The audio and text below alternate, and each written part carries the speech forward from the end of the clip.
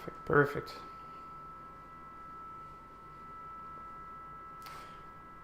Well, good morning, everybody. My name is Nick Baldridge, and I love coin-operated amusement devices, and especially pinball. I have spent the past year working with this new amazing machine called the P3, which is manufactured by a company named Multimorphic. And the P3 is the most advanced pinball machine on planet Earth. It is completely modular, and that means that you can take out and change components to actually change the physical shots within the game. So as the ball is rolling around, your goal is to hit targets in any given pinball game. But the layout of those targets can change based on this upper third portion of the playfield. The lower 2/3 is a screen which the ball can be sensed as it's rolling across the screen at any given point.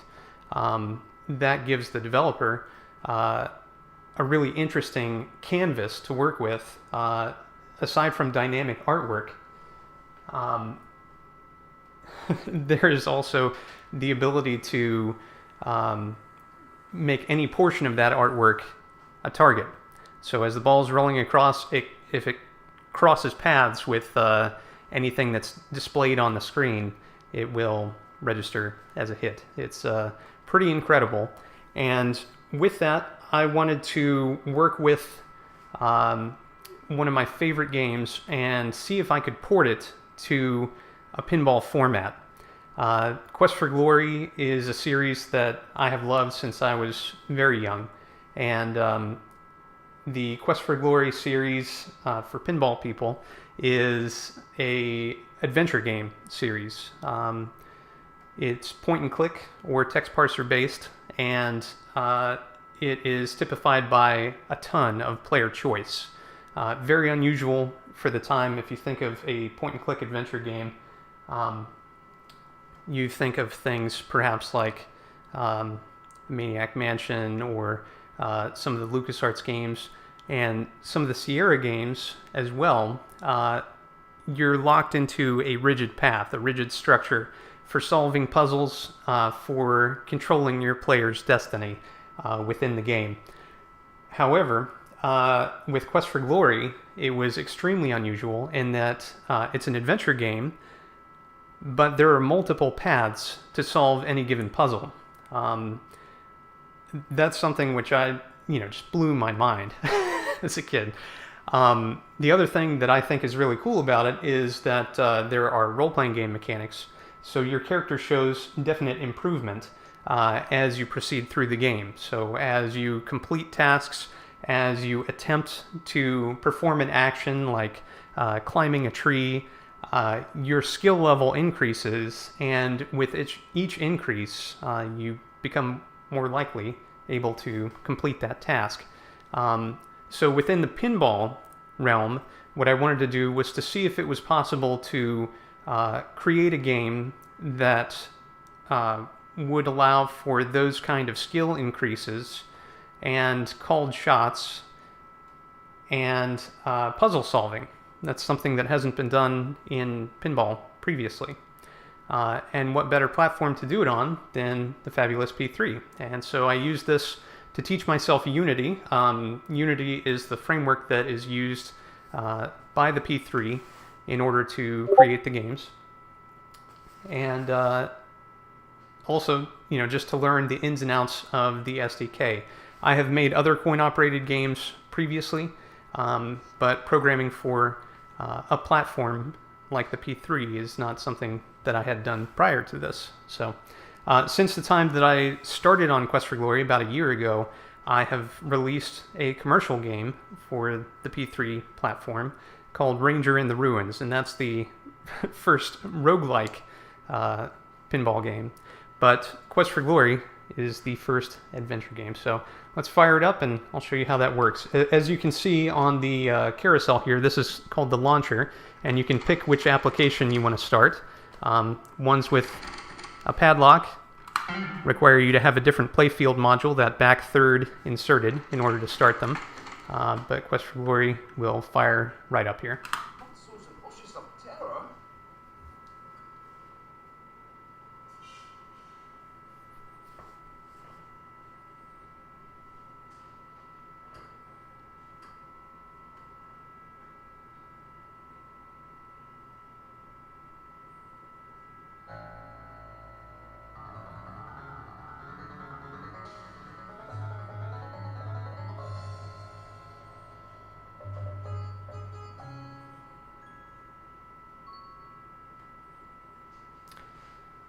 So after the traditional fanfare for Sierra, you're brought to this screen where you can start or continue a game. The P3 offers something that no other pinball machine offers, which is profile support. And that's another reason why I thought it would be a fun challenge to make this game.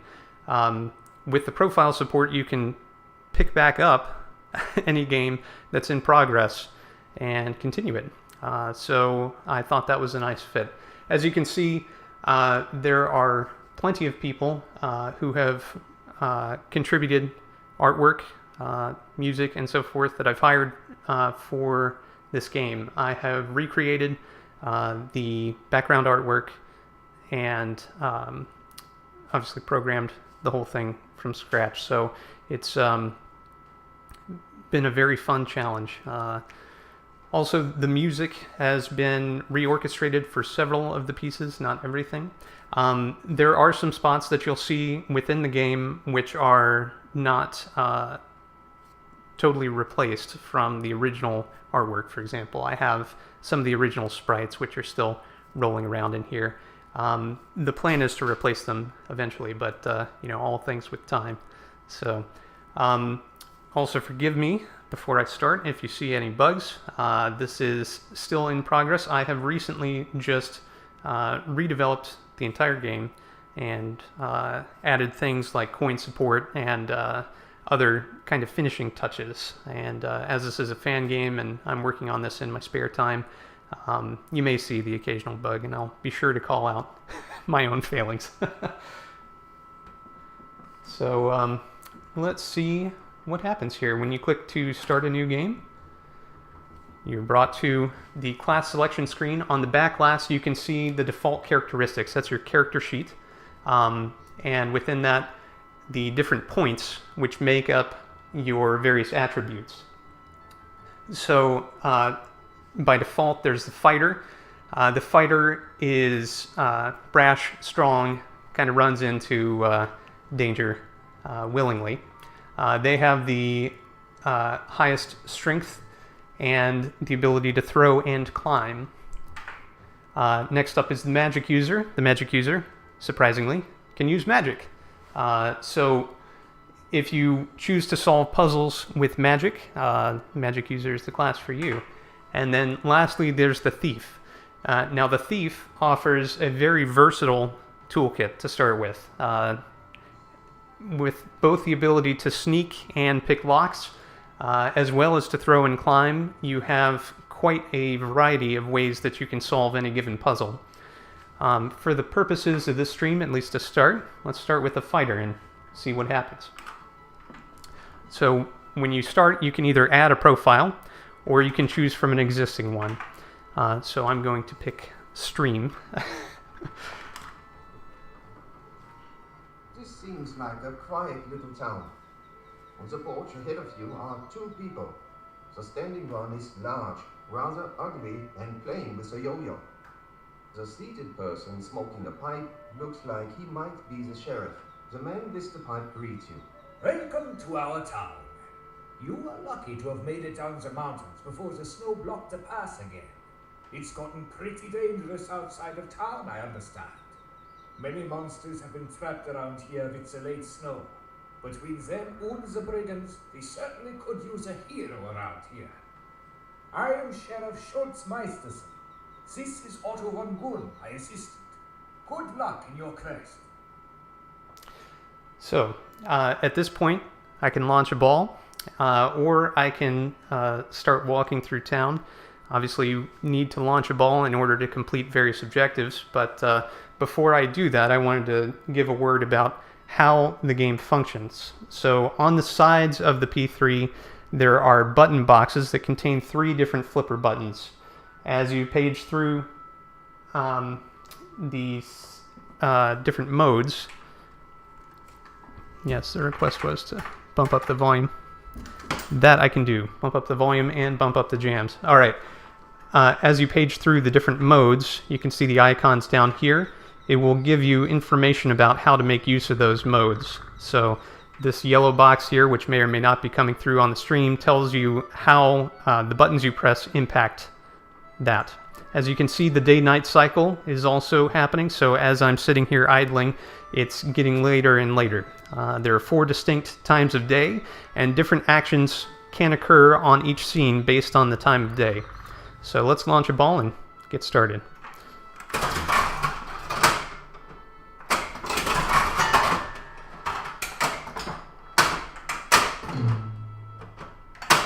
Okay, so this game is all about ball control, the way that I have it programmed. As you can see on the left, there's a blinking light. If I hit that, it will look at the end.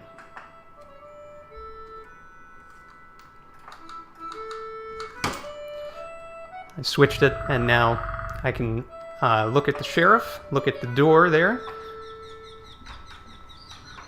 And now the time has passed, and it is now nighttime, so I can no longer look at the sheriff. If I moved off of the screen and back on, then they would no longer be on the porch until morning. But at this point, let's look at the door. The door appears to be locked, and breaking into the sheriff's office might invoke the wrath of Otto von Goon. Okay.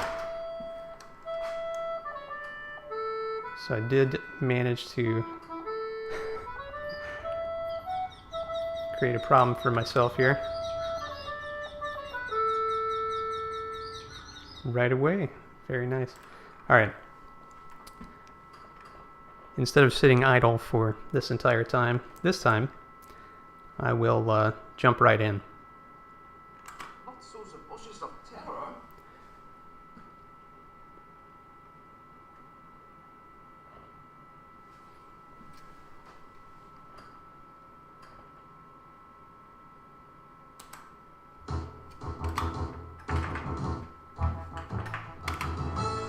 Okay. And This seems like a quiet little town.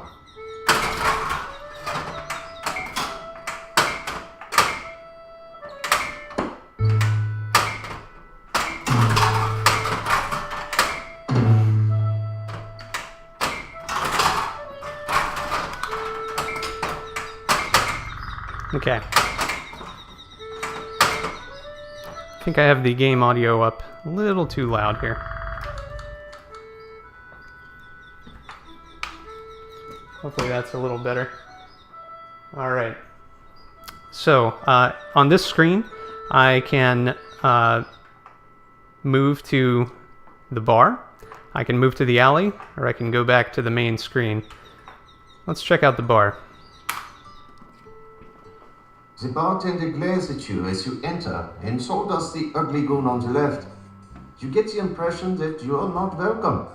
The grimy window lets little light into this tavern. It smells like stale ale and other more unpleasant things. The floor is covered with dirt, and the bar with sticky beer. Smoke appears to be rising from the center cask behind the bar. To your right, 2 gamblers are playing cards. So on this screen, I have a variety of things I can do. I can look around, and as I move around, the different lights Fish. indicate what I can do. I can talk to the various denizens of this bar. I can also use Fish. money to purchase alcohol and then pick it up and drink it. So I'm going to, let's look around here. It doesn't look like the barkeeper ever wipes up spills, and the glasses are just as filthy. Go fish. All right. Let's talk to somebody. Fish.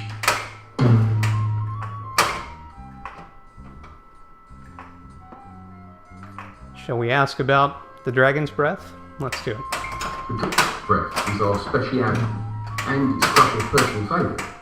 Very hard to come by, so it cost you 25 silver. Cash up front. I haven't been able to get any supplies in since the brigands closed off the area. The bakery will reopen as soon as I have some. Go fish. Getting some interesting audio clipping here. Sorry about that. Go fish. So at this point, instead of purchasing anything, let's go check out. All right, it's nighttime. So now the gate is closed to the town, and the sheriff and the goon, who are normally on the porch there, are no longer there.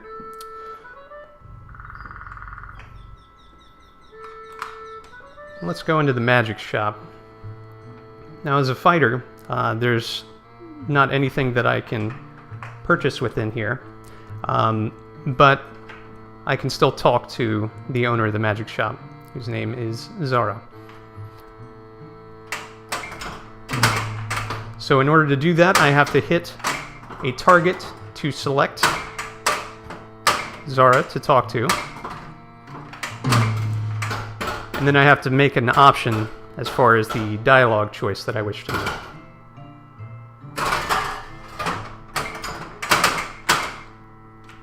Okay. Now you can see a little point indicator popped up. This game has trophy support. I added that for the puzzle points and then a few secret things within the game. If you notice down here in this display in the apron, it shows, of course, the credits that you have. I have the game on free play at the moment. Your puzzle score, 2 out of 500, and then up above that there's a missed shots indicator.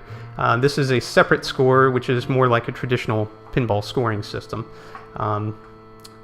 So let's ask about her familiar.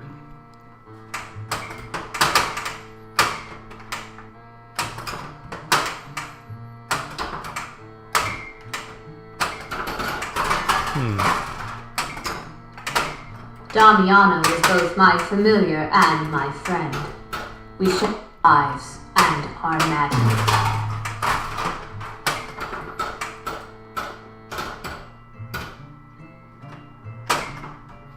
So in this scene, there are a variety of small little animated touches, which I like. If you notice, every time I hit the flipper, the snake blinks. I just thought that was fun. So let's ask about being a hero.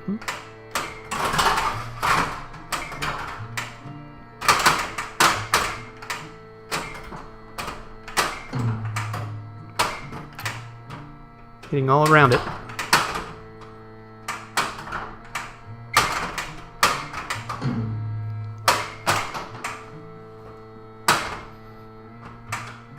Master the arts arcane, use those skills to vanquish the evil curse, and you will become a true hero. Alright.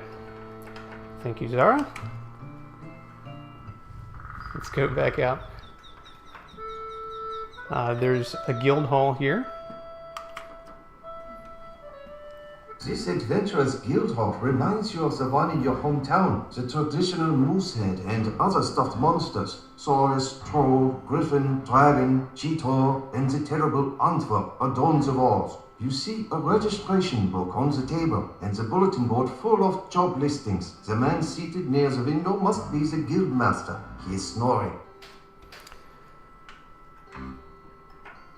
So I kind of breezed over it, but there are 5 main icon types. There's walking, looking, touching or taking, speaking, and then using. So the bottom row of icons are items that you can use. Within here, let's take something or touch something. Let's sign our name into the logbook. You sign your name into the adventurous logbook with a flourish.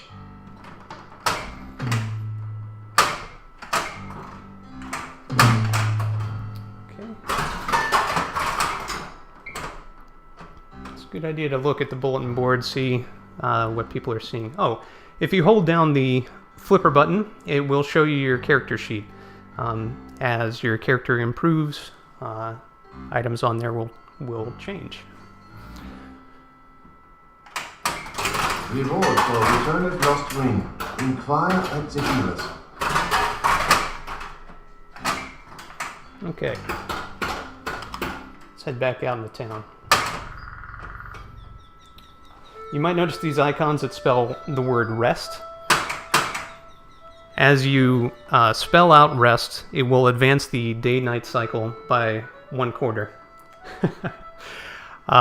So at the moment it's nighttime. I need to advance it one more shot here in order to get to dawn, which will allow me to explore outside of town more easily. So I'm going to go back to this screen and then actually there's a part of town that we haven't been to yet. Quest for Glory devotees might notice that there is a screen which is not present in here that contains the general store. That is one of a few different concessions that I've made in order to make the game flow a little bit better from a pinball standpoint. There was nothing that you particularly needed to do within there, and the centaurs are characters which don't influence the story, and I was able to take them out. So let's go into the alley. All right, it's nighttime. The alley is a little different at nighttime than it is during the daytime. I am going to avoid what's happening in the alley right now.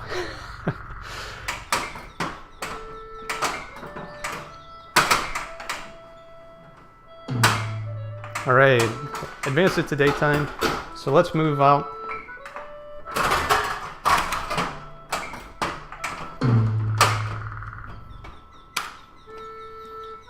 See what's happening outside. All right, made it outside. Now you can see that it has been a change on this screen as well. There's a cart full of apples. That is something that was provided by the centaurs. Sorry about that. Yeah, I know they're beloved characters, and but yes, they're not crucial to advancing the plot. So, all right, let's try to pick up some apples here.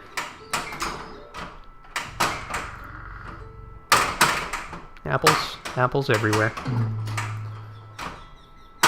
Okay, now I have some apples. What can I do with them? If you notice, they show up in your inventory here.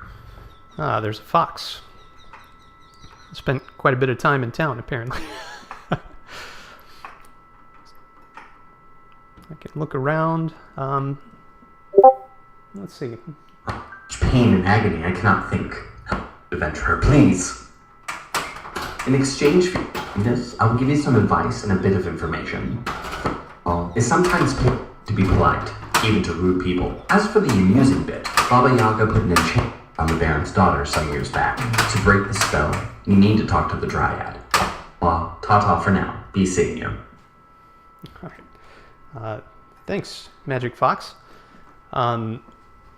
So I apologize. I'm getting some clipping here. I have the audio turned up pretty high, and I need to rebalance some of those callouts. So that's on me. Apologies. So those are not items in the inventory. Yes, exactly. It's the score goes up to 500. Apologies, that wasn't clear. But and it's probably not coming across well on the playfield camera overhead, but it says score 23 of 500. The items do carry within the playthrough. So if I were to drain my ball right now, then I could continue where I last saved. Every time you spell rest, it saves your game. However, there are certain areas where you can't save the game. So if it's nighttime, for example, and I spell rest and I'm out in an unprotected area like the wilderness, then the flippers will die and I will drain because there's monsters that can come get you while you're resting. Correct. So here a frost giant has appeared, and this will absolutely cause some clipping. So I'm going to turn it down ahead of a call out or two here. But I can speak to the frost giant. I can try to attack the frost giant, or I can give the frost giant some apples. So let's talk to them first. Or drain.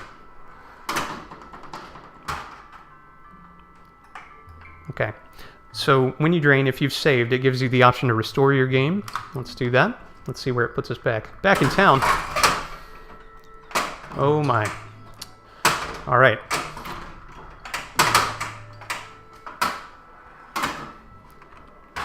Now I can't catch the ball.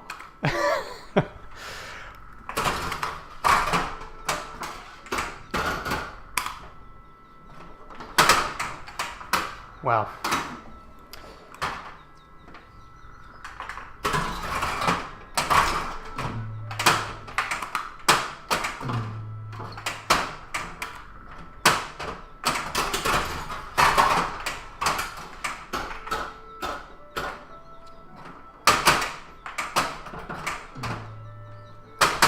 Okay. Picked up the apples again. And then drained.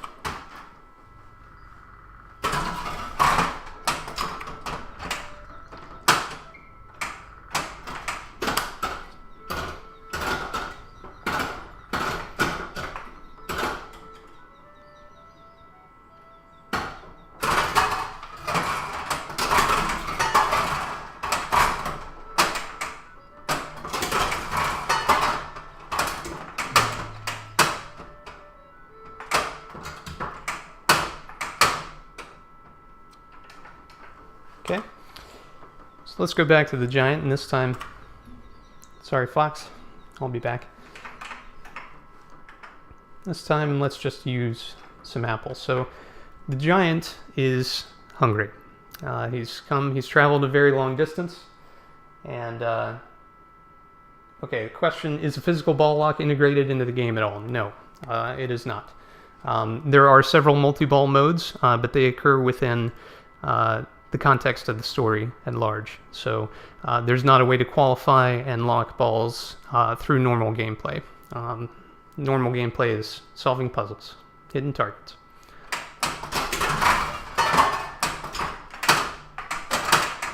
Okay. Fruit you have found to fill all my food stores, thus filled the body. My gem you have bought. Brody has bought, and all has been asked. The meal it may never, and now I head home. Okay, giant's disappeared, and in exchange for the apples, he's given me a glowing gem. So at this point, I can use the gem for something. Thank you, everybody. Goodbye, Fox. Oh, there's a shady-looking character.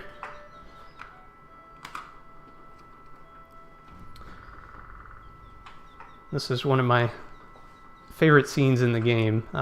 There are multiple ways to attack a puzzle, which is present on this screen. There's a shiny thing, which is flashing in a bird's nest up there, or a pterosaur's nest, as the case may be. So my character can attempt to pull it down. Let's see if I can make this shot. It's the right-hand ramp, which is fairly tricky, I believe. So I'm going to try to use my sword to bring the nest down.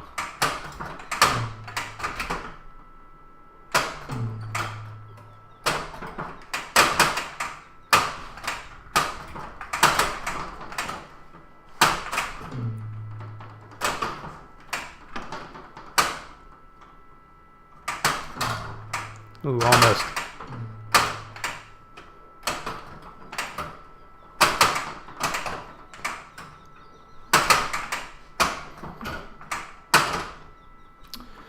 Okay. even using your sword. Nest is out of reach. One of the cool features about the P3 is when you open the coin door, if you have the flipper up, you don't have to continue to hold it down. Okay, so the question is, will I port it to be module independent? The answer is no. So for this game and for the commercial game that I've made, Ranger in the Ruins, I have made these to apply to specific targets on the upper playfield modules, and I utilize the layout accordingly. So certain shots are intended to be harder than others, and I will not be utilizing kind of the shot paths which are present in the SDK 0.6. However, this game has been ported to SDK 0.6 already, and it is amazingly easy to do so. So I can go into this healer's hut, which I probably will, because there's an item in there, which is very helpful. Pardon the healer's placeholder animation. The sprite was pulled from the initial game. I do intend to replace that. Okay, so there are a few different shots that I can make. I can purchase an undead unguent, buy an empty flask, or buy a healing potion. The healing potion functions as an extra ball, so it allows you to continue playing without having to restore a game. That is an incredibly handy thing, and I will go ahead and purchase one of those. Yes, I do as well. I mean, there's certainly a place for having kind of a generic shot paths. I love the ability to play rocks, for example, or shoot and scoot. Those are two mini games which utilize any of the given playfield modules. But I also enjoy having something which is tailored to a particular experience. And I think one of the strengths of the P3 is the fact that you can program different games that utilize these modules and receive just more fun for what you've got. All right, let's try to get this. It's the left loop. Surely I can hit that.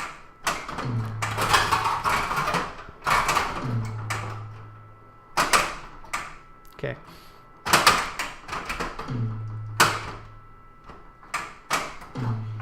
There we go. So the text appears and shows you how much money you have left. And I get to use it right away. Perfect. Okay, so I had a healing potion for a moment. What the healing potion does is it saves your ball like that. If you notice down here now, I have an empty flask. So as the potion is consumed, you have that. That is to match the look. The question is, why are the interior scenes more square and the exteriors are full height? That is to match the appearance of the original game.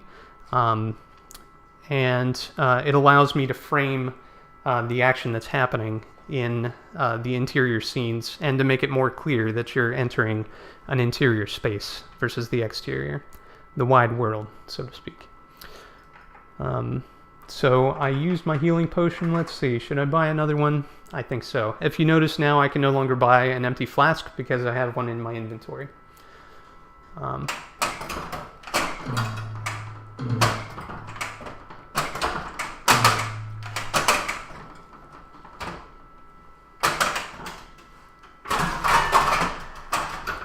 Well, almost.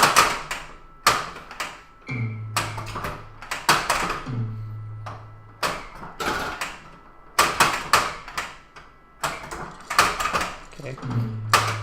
Bought an undead unguent, and so now I have a new inventory item. The inventory can overflow left and right. All right, and get it over to the other flipper here, or drain.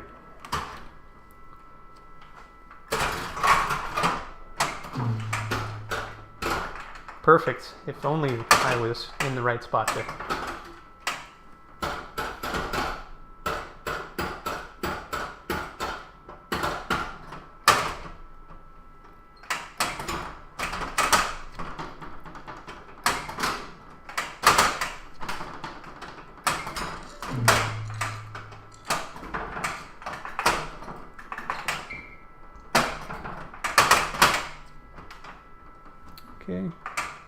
Let's grab a healing potion if I can. And if not, I'll carry on and show a little more of the game. But I would like one. Ah, well. Okay.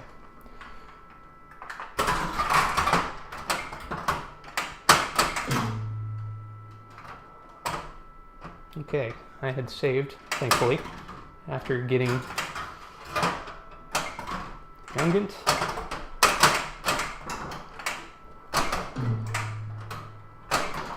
There we go. Oh, by the way, if you happen to find a ring on your adventures, I lost my favourite gold ring. I will give a reward to the one who returns it. Thank you, healer. Alright.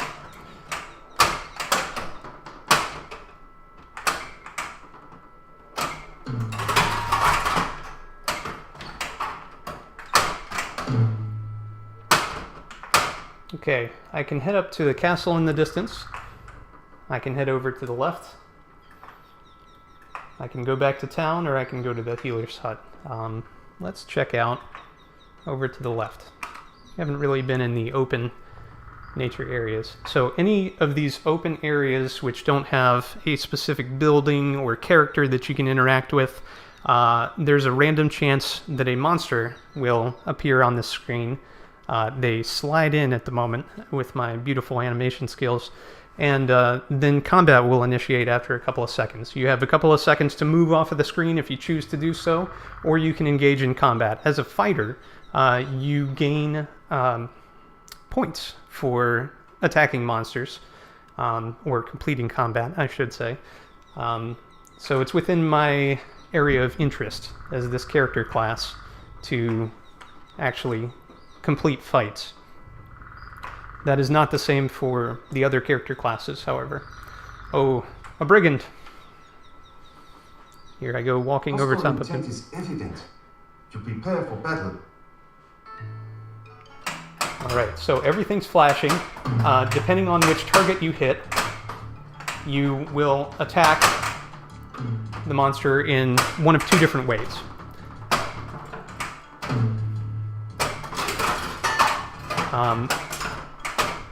You can either stab, or you can slash.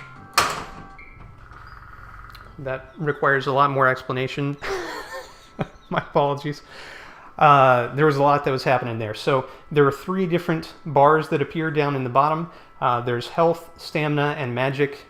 Each action that you take uses stamina. As a non-magic using character class, the blue bar will always be full. Although I guess it should always be empty. At any rate, it's always blue for a fighter. If you notice, with each action, the green went down. Once the green is depleted, then the red starts going down. The monster that is attacking you, or the antagonist, is at random intervals attacking you and taking out some of your red as well. So your goal is to take their red, which is all the way at the top, all the way down. The different character classes utilize the different buttons in different ways. So the normal flipper buttons, of course, flip the ball around and hit the different flashing targets and attack in one of those two different ways I mentioned, either stabbing or slashing. Depending on the character class, the white buttons can dodge, and the yellow buttons on the sides do class-specific actions. So for the fighter, it's to parry. They're the only character class that can parry attacks, and that will prevent the antagonist from hitting you. Without the animations, it's a little hard to see when they're going to be hitting you, but it is still possible to parry. The different character classes do different things, however, so you can, in fact, throw rocks as a thief, or you can cast magic spells, and different magic spells are bound to different buttons. There's a whole explanation that appears at the time combat starts, and you may have also noticed that a scoop appeared at random there. So the scoops, when they pop up, give you an opportunity to do double damage with a particular attack. So when you hit the scoop, you have the ability to do a bunch of damage all at once. The thing is, though, that the damage is calculated based on a check against your luck stat. So it's possible to just completely whiff, even if you hit a target. So it is important that you pay attention to what's going on the screen. So on this screen, let's go up.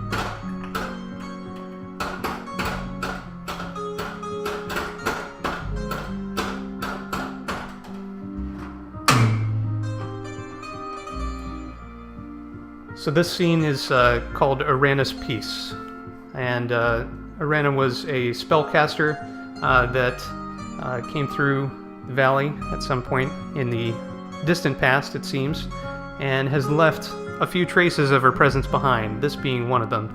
This meadow is magically protected, and it's got a beautiful song that plays in the background. So I hired different musicians that played different instruments. I took the original MIDI apart and then had them play that, reorchestrated it, put it back together. So I'm pretty proud of the music on this one. Although I didn't do the original composition for any of the music in this game. So let's see, let's take some fruit.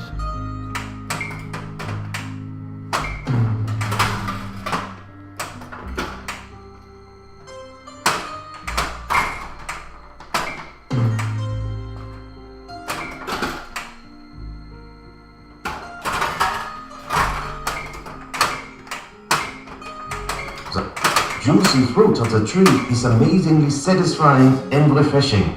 The fruit is very soft and juicy. It would be impossible to keep in your pack. All right, so I can also pick up some flowers here, and the flowers can only be picked up by hitting the slingshots. So let's see if I can do that without dying.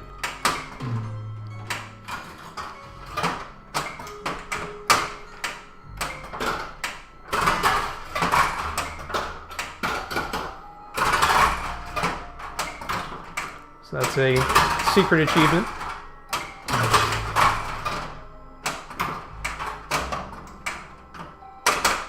As you pick up a variety of sweet-smelling flowers, they seem to block your hands. You put them safely away. Okay. So now I have flowers in my inventory, and I can use those on a different scene. Dennis, if you're watching, it's pan flute just for you. All right. Let's move to another screen. Now, if I move over this way, there happens to be a monster there. Let's see what my character sheet shows, because it'll tell me. All right, I'm at 19 health and 14 stamina. It's possible that I will be able to complete this fight without dying. Let's see. What's the worst that can happen? An ogre. Hostile intent is evident. To prepare for battle. All right.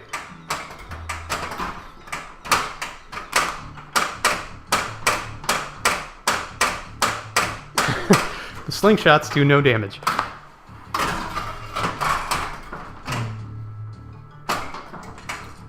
Okay. All right, the ogre has fallen, and at this point, I can try to take the ogre's club or open the chest. Let's see. Let's try to take their club. The dead ogre's huge club is much too heavy for you to lift.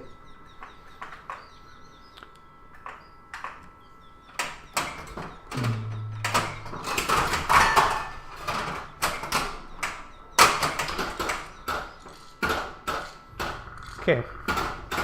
So it popped up an indication that I just gained some material wealth from the ogre's chest. And here's what I was talking about. I rested when it was nighttime, and I was out in the open, so I was killed. A dangerous scenario.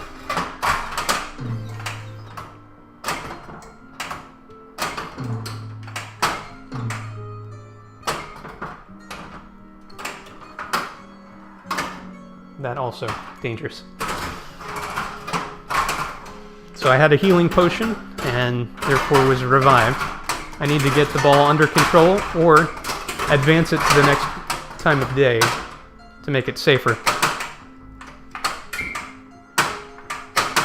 So I advanced it to the next time of day. Now I have no healing potion. Okay, excellent question. What's being shown on the mini playfield?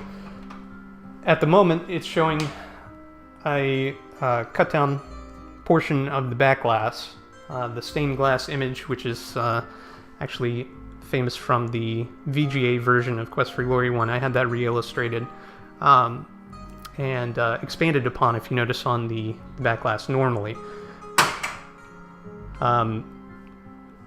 During the game, when you talk to various characters, it will change to the portrait of that character to which you are speaking. Alright, so it's daytime now. Oh, not a source. Run away. Alright. Alright, let's fight the ogre again. So draining in combat only reduces the amount of time that you have to fight. Basically, it's a penalty in time, not in performance, if that makes sense. Okay, let's bypass the ogre entirely. Did I pick up?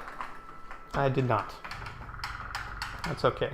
There's multiple solutions to every puzzle, and let's go into this cave and you'll see what I'm talking about. Okay, there's a giant bear in here. That seems not great. It's tied to a stake in the ground. But let's look around here, if I can.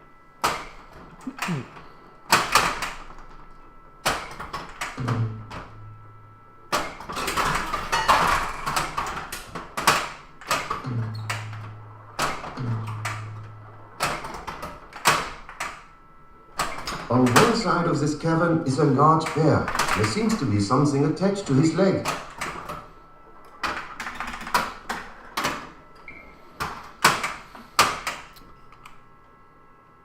That's an interesting one. I hit a bug. Alright, so hit a bug there. It didn't sense a drain because I made a mistake in that scene, so with the coding. So I'll get that fixed. The handy thing about having a stream like this is I can go back and see where the bugs are. So at this point I'll show you how the continue screen works, since I have no other option.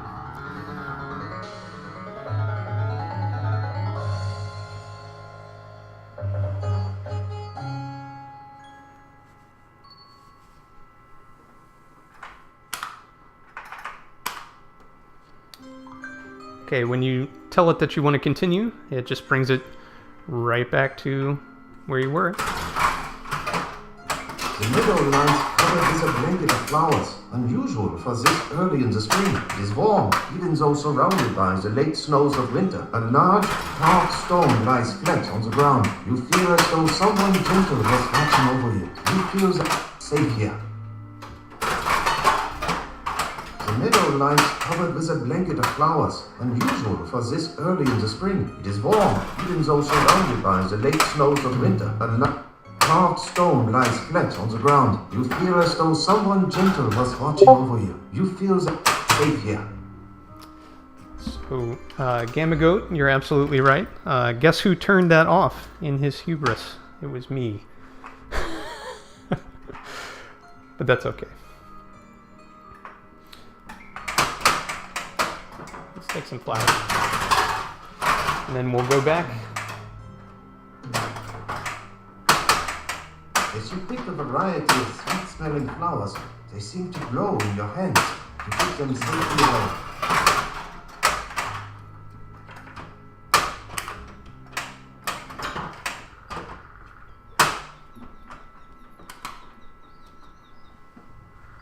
Bugs. Alright. Let's fight an ogre again and go back into the cave. This time it'll be different. The story is evident. To prepare for battle.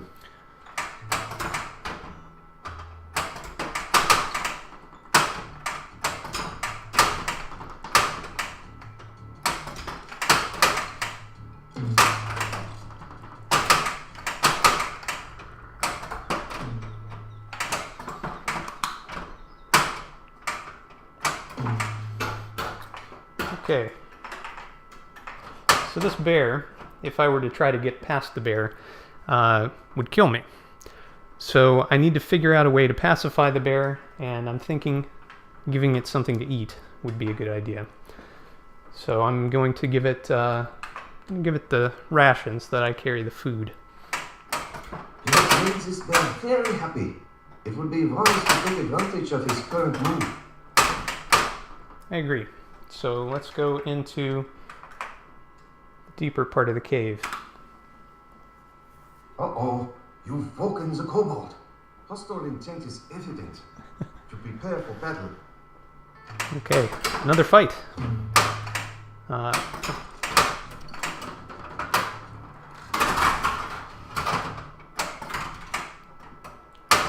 Luckily, I'm doing a lot of damage. Okay. So I just beat the kobold. The kobold gave me a key when I beat them. And on this screen I can also take a chest. Of course, every action carries with it a fair amount of peril. So I'm actually going to go back to the previous screen with the bear. And the bear is still becalmed, so I can walk behind it without fear of being chomped. And I'm going to use the key to free the bear. Let's see what happens.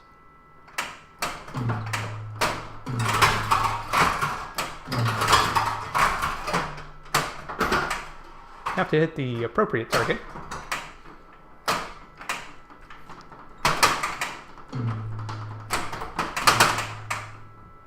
The kobold's key disappears as you turn it in the lock. The arrogance of the baronet astonishes you.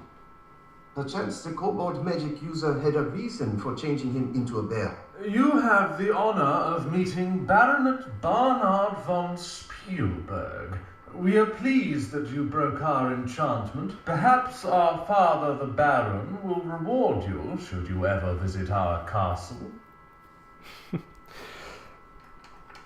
So, the baronet was magically turned into a bear. I've managed to free them with the key that the kobold wizard carried. And now I can exit and then hopefully get to somewhere safe where I can save in peace. So it is not dark in person, it's my camera. Let me take a look and see how bad that is. Oh, that's very bad. My apologies. Yeah, normally that's very bright. That is totally my camera. I apologize.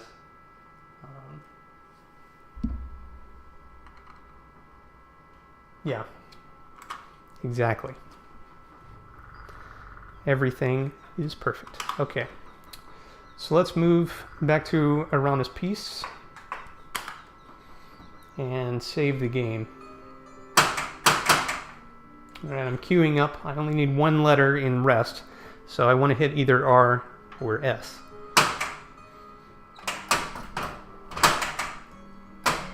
And that will save the game. That is a bummer. That's a huge bummer. So,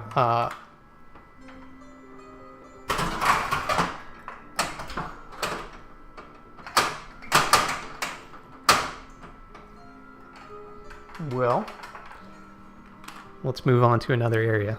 You've seen the end of that quest.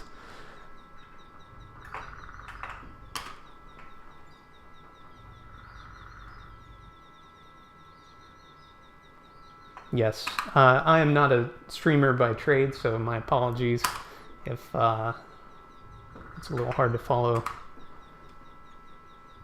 some of the stuff. I am noticing, thanks to the folks in the chat here, that it's very dim. That's the Goblin Secret Training Ground. Ah, this looks unusual. So let's talk to this sentient skull, which seems to be sitting on this gate in front of us.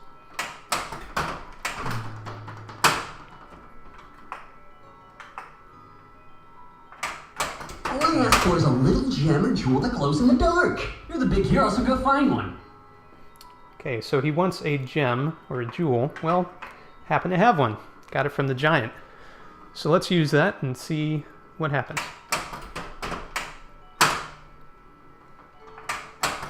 You place the glowing gem inside the skull. Is that what you look like? Oh, the rhyme. Yeah, you're right. That was part of the deal. Okay, the rhyme is Hut of Brown, now sit down. Oh well, have fun visiting Baba Yaga. Oh, and good luck. You'll need it.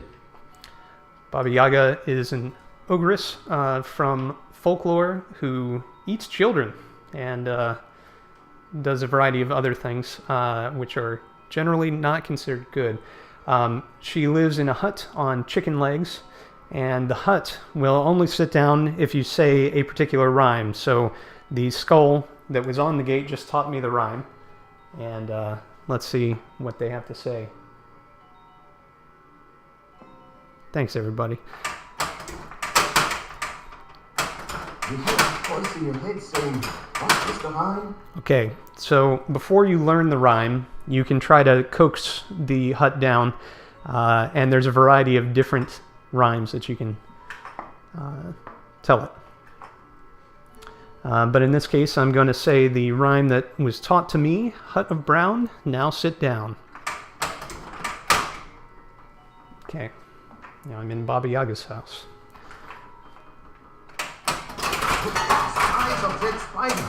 Look, my pets, we have a visitor. Powers of night, shadows of day. Heed not my words. Henceforth, you stay. Well, dearies, what shall we have for supper today? Hero sandwiches? I had something more formal in mind. Now, how does its spell go? Hear me, all powers of cloth and mana. Turn now my guest into species called Rana. Doesn't it look delicious? Be still. So you're the one who's trying to be a hero around here. The only good heroes, a dead hero, I always say. But I do have a need for a brave fool. Are you, pray? If you're willing to do a small little teensy favor for me, I might consider having you for supper. I need the root of a mandrake plant that grows in the graveyard. Will you be a sweet and fetch me some? And I had my mouth watering for frog. Oh well. Yes, I agree. Hear what I say and hear me right. Mandrake must be pulled at precisely midnight. This I tell you, and this I say. Return with the root here at the break of next day. Hear what I say, and know I don't lie. Bring back the root, or else you will die. You, shoo! Okay, so came up that Baba Yaga and the voice actor for Baba Yaga, I am not pleased with either. You know, she did a great job, but I would like to have a different actor give it a shot. I also felt like her performance was not exactly what I had in mind, so that is one of the areas I want to improve. And obviously animations for some of that stuff. So when you go into Baba Yaga's hut, she actually turns you into a frog. I didn't include that animation there because I was more focused on the voice acting. So I'll get that done. One of the things that I haven't shown off is during a call out like that, especially a very lengthy one like that one, the ball will be saved automatically if you drain. The other thing of importance there is that she gave me a quest and I have to complete it before the next day breaks. So I'm on a timer now. Oh, and it's nighttime. So I need to get moving. Okay. You feel a tingling sensation as you rub the unguents all over your body.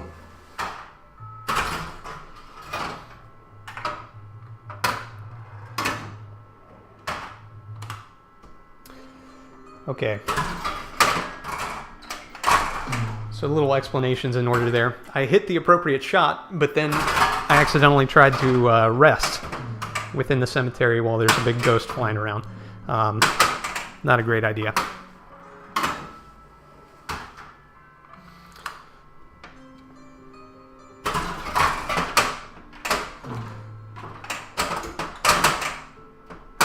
Okay. So let's check out some other areas of the game. Whoops. I guess I'm... Pastoral intent is evident. Did I escape? I did. Just barely.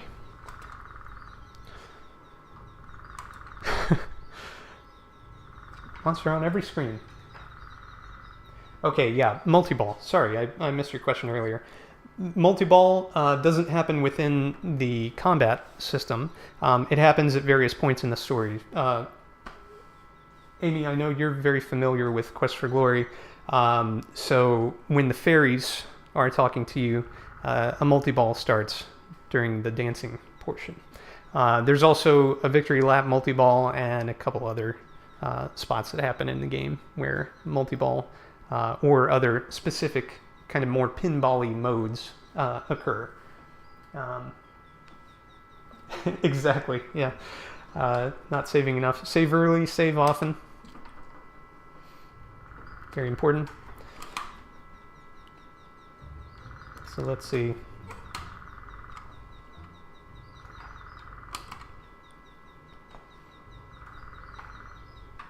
Okay, this is a very interesting place to be. Let's try to lift the big rock. Something was holding it down. Let's talk to the rock.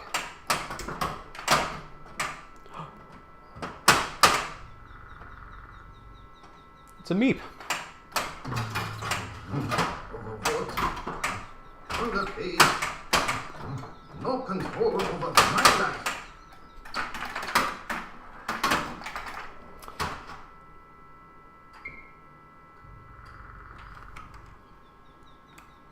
Got another one of those cool bugs.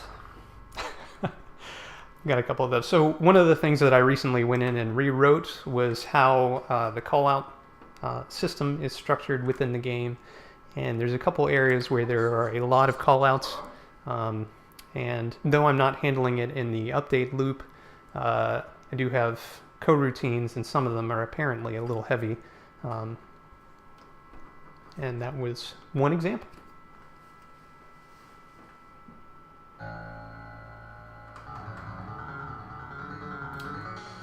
So we'll continue the game again. And I guess we won't talk to the meep.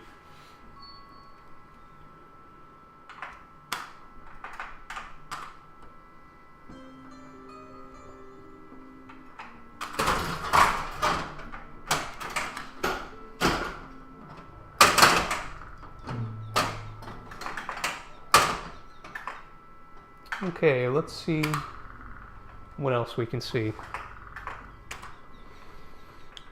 There are a few specific areas that we haven't been to yet.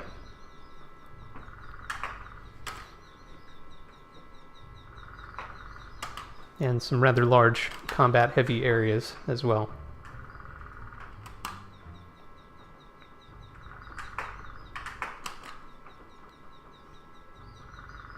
Oh, that's right. That's where I was a moment ago.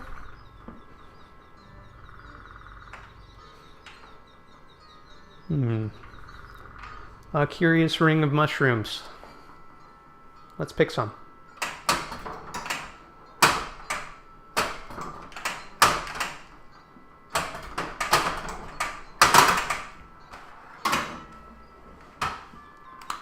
Or immediately drain.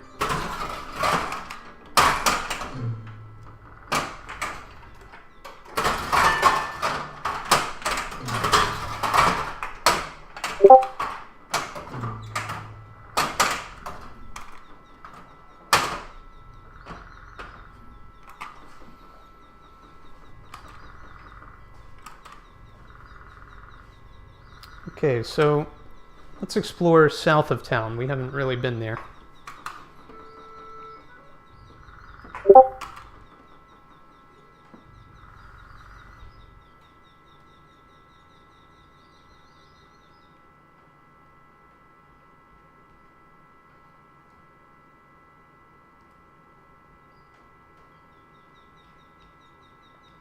All right.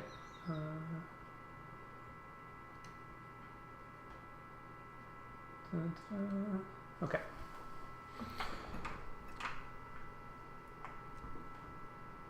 There's a curious door-looking object there, and this is a change that I made from the original. As you can see, there's a ladder which is present at all times. In the original, you had to cast a spell in order to be able to see it. But I changed the flow of this area so that you didn't need to climb up to the upper area.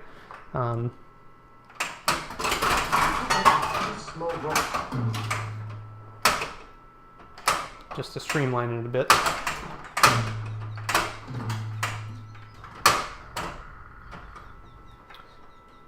So I've got some rocks in my inventory now, and I can use them. I can shoot that ship in the upper playfield there to throw one at the door. My throwing skill is only 10, so I'll likely need to improve it quite a bit.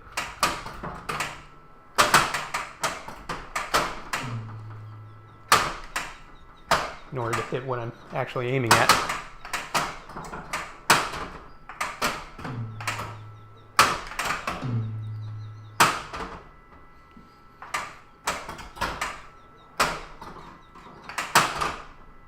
Okay. There we go. Okay, it says, you're not yet skilled enough to hit the door with the rock. Practice makes perfect. On certain screens, there's an actual call-out that occurs, not on this one. So my throwing skill improved to 11. It will take a while to build it up enough to actually hit the door. So I'm going to move on, show you some more of the game. This is the target range, where a specific plot action occurs.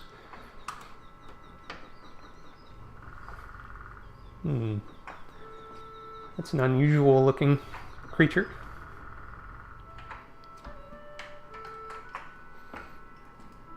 And they disappeared. It's a ghost. I am the Dryad, keeper of the woods. Are you one with the woods? Then you shall aid me, and I shall aid you in your quest. Bring me a seed from the spore-spitting spirea of the north, that I may plant it elsewhere in order to preserve these rare and magical plants. Thus you will become a true friend of the forest. Well, okay. Farewell, friend. I must return to my concentration. May the forest forever surround you. So this Dryad has given me a quest. She wants me to pick up a seed from a particular plant. Now, we haven't seen this plant yet.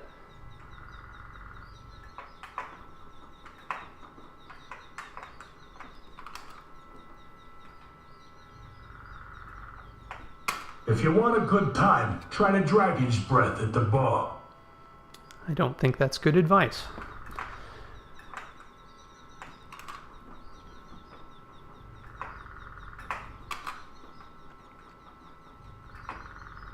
Okay.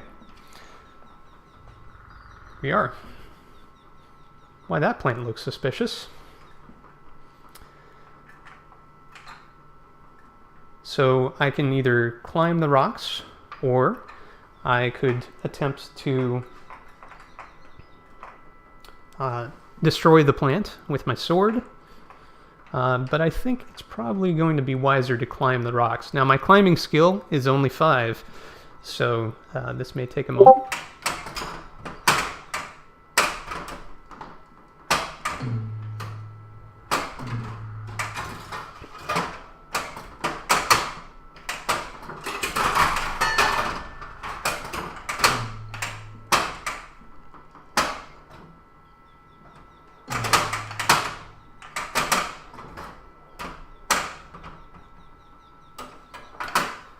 Okay, lost track of the ball there because I was curious. It didn't throw a little bit of information on the screen there, so I'll get that fixed up. But as you can see, there are multiple ways to attack any given puzzle. The ability to save and continue your game at any time is crucial to completing a game of this size. Let's go explore another area we haven't seen yet. We haven't been to the Wizard's Tower. Sorry, Fox. I remember you from earlier. Okay, mysterious Wizard's Mountain here. Lieutenant of Zauberberg, trespassers will be told. Proceed at your own risk.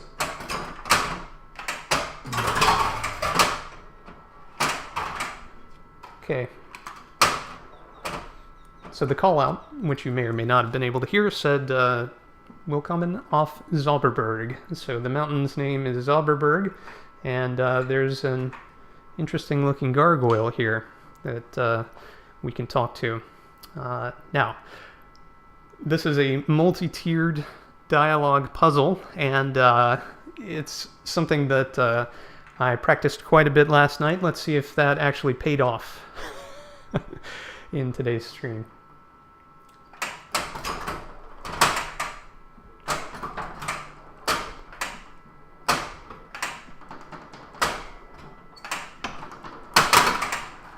The answer is no.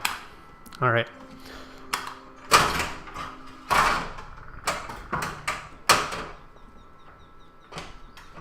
Would be nice if you actually saw the start of that puzzle, if not the finish. So we'll get back there.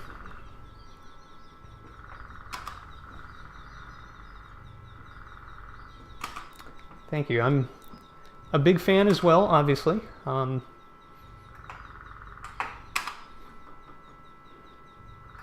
The Coles captured my imagination as a youth, and they never really let it go.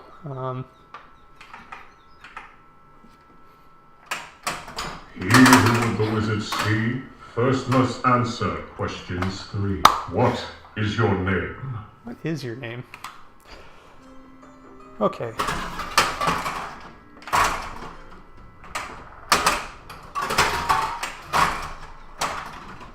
Hostile intent is evident. Prepare for battle.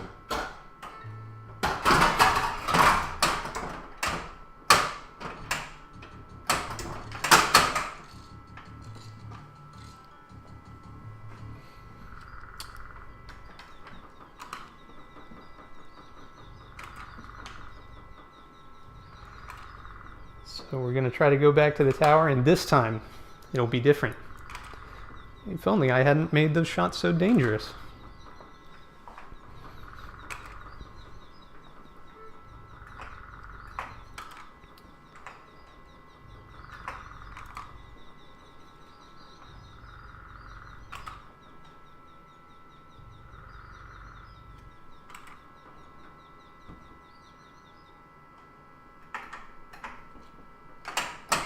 He who would the wizard see first must answer questions 3. What is your name? This is question 1. All right, so you can hit the left loop to say, call me Ishmael. You can hit that left target to say, I am Inigo Montoya. This farthest left target in the bank of 4 to say, I'm so confused. You can say, I'm Elvis's ghost. I'm Oz the Great and Terrible. Or you can say your name. So, normally, you can. In this instance, I've made a programming error late last night, and you can't say it. So, that's cool. Let's answer incorrectly. Incorrect. And he warps you back down the mountain. So, the cool thing about that puzzle is it's randomized, the question that is asked. It always asks for the first 2, what is your name? And the second is, what is your quest? And the third is randomized, and there's a few different ones. I absolutely love that puzzle, and I am very ashamed that the dialogue option to advance that is not present. It probably will be if I were to start a different character, and maybe I'll switch character classes here in a moment and show you what that's all about. You have seen most of the overworld at this point. There are a couple places which we haven't been able to get to. Each character class has their own... Whoops! I forgot where I was. Well, I guess I'm fighting an ogre. Each character class has their own specific special scenes that they can access that the other characters can't, except for the fighter.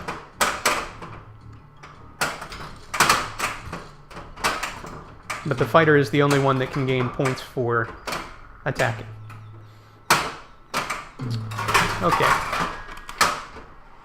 So let's go back to town. We actually haven't been to the castle.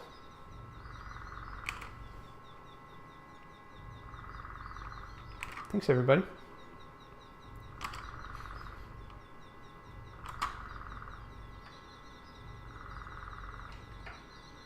All right, let's go check it out.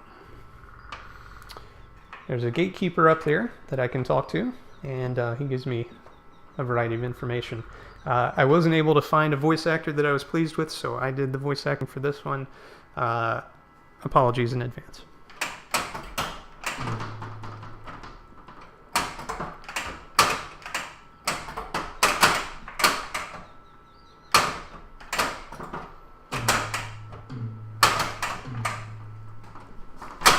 Right down. Nice. Okay. So at this point, let's start a brand new profile or a new game.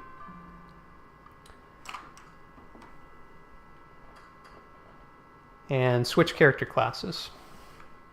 Oh, you know, I could have done it right from the game. Paying attention. So, every time that you drain, it gives you the option to restore or restart the game, and I did not do that. Alright, shall we be a magic user or a thief?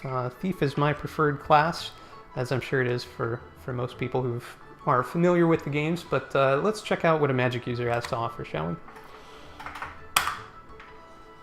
Alright, again, you can bypass this initial phase, and let's go to the magic shop, which now has some additional options.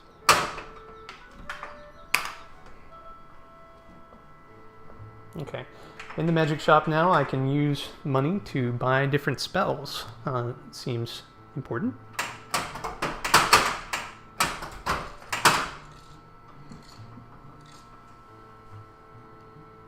Okay, I just bought a scroll of flame dart. Yes, I agree, each class is great in their own ways. And again, the mind-blowing thing when I played this game initially was, and still to this day, is that there's so many different ways to solve any given dilemma within the game. Okay, well, you do actually have to hit your shots and make use of them. So the magic user, who this time, for sure,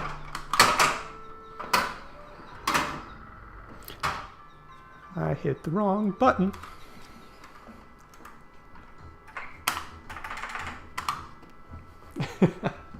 This seems like a quiet little town. It does.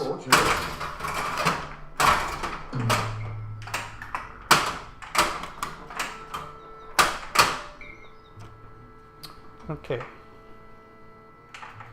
Yeah, I'm not sure if they're coming across on the stream, but there's some neat particle effects and a color-changing orb, which is barely visible. Yes, there are a lot of assets in this game.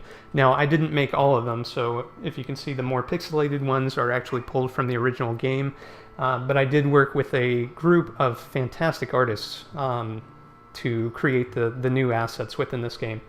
I'm very proud of our work there. So,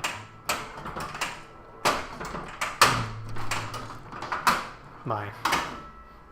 Alright, I guess I just was never intended to be a mage here. Let's try a thief this time. Okay, as a thief, Seems like there's an additional item which is not present for the other classes. Same with the fighter and the magic user, actually. The magic user starts with the spell Zap, which enchants their sword and gives them an advantage in combat. The fighter has a shield, which can be used in a couple different scenarios. And the thief has a lockpick, which can be used to pick locks. The third question can involve swallows, yes. Thanks for joining. Those that need to head out, I appreciate the support. All right, let's see.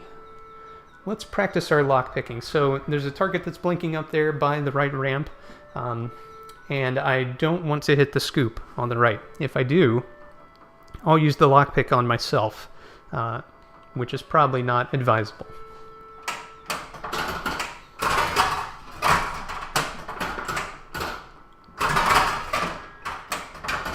But this screen is the easiest one in which to practice lockpicking, aside from the healer's hut. I haven't shown you the alley during the day either. your skill in lockpicking is insufficient to open a solid door. This is key.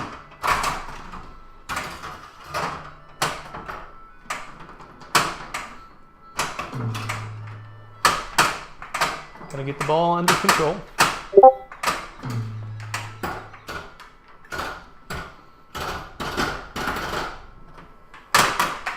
Or not.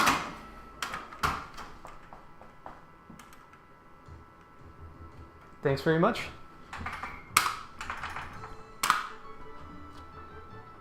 This seems like a quiet little town.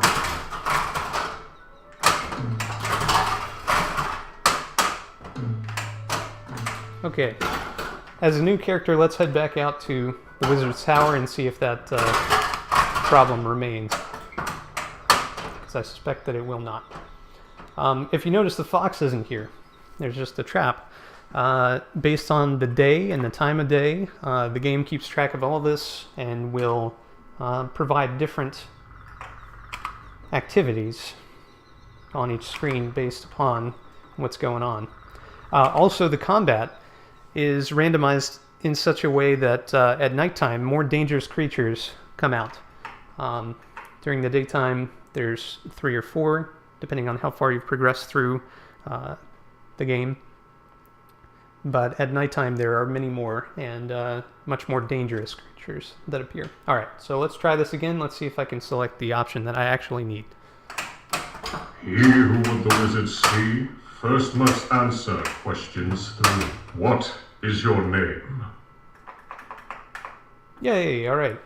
Say your name. Let's do it.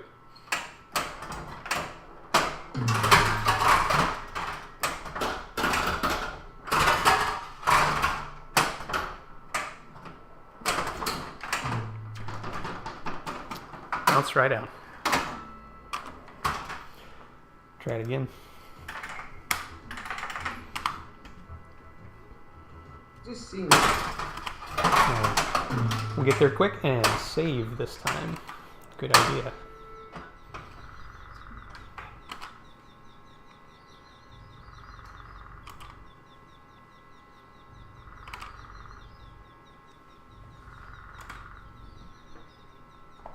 Okay. He who would the wizard see first must answer questions 3. What is your name? Okay, what do I need to spell? I need 2 more letters in order to save.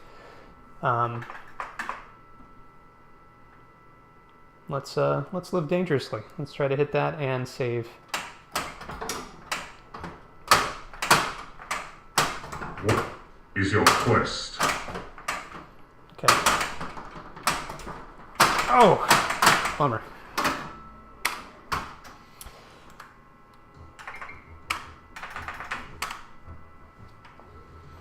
This seems...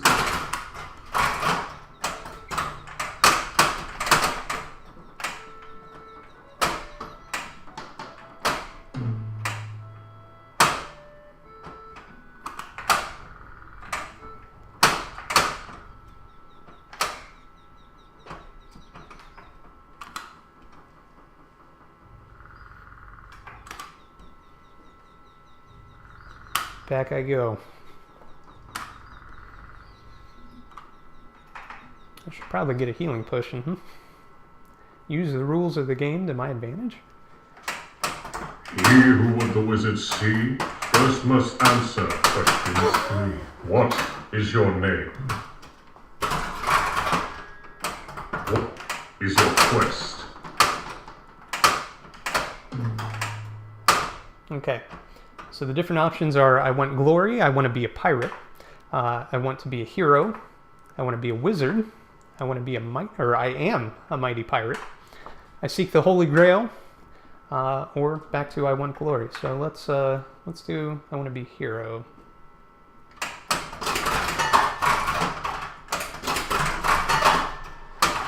And I saved my game. Hooray!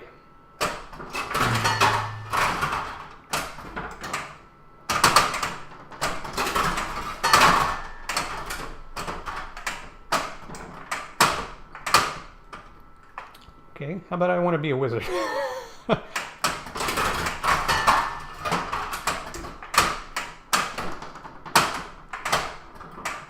Now I hit the target. What is the first name of the guy who rules this valley? What's the first name of the guy who rules this valley? I happen to know. It's Stefan. The wizard will see you now. I sure hope you got his pizza order right this time. Go directly up to the tower. Do not dally! If you say so. Alright. I've made it into the wizard's tower.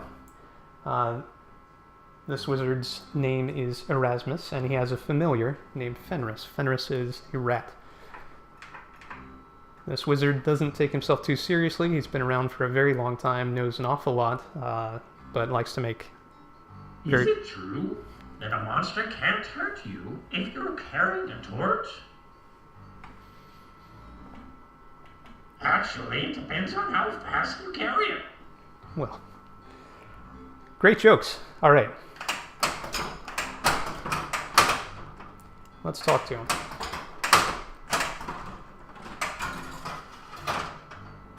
Zara has a real flair for the theatrics. Her entrance into the magic shop is very showy but effective. It's a pity she has no sense of humor. Just because she doesn't laugh at your jokes doesn't mean she lacks a sense of humor. It just means she has good taste.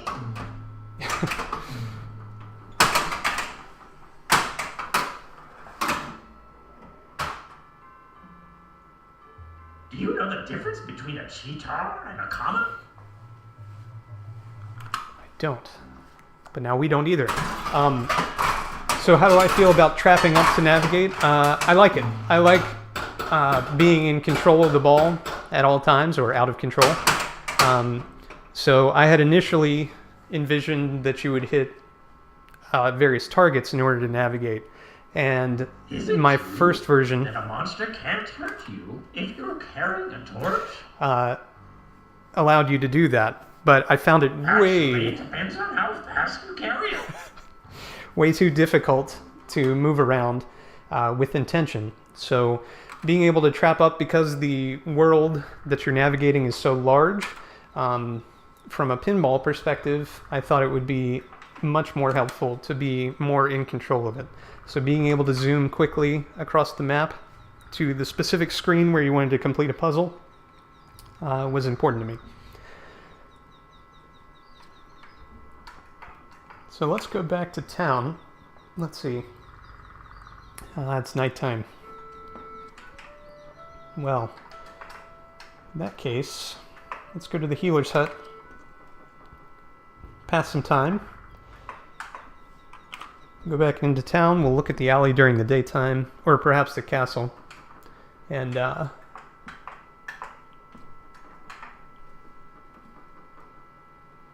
from there. Alright. Finally, the thing that I actually needed.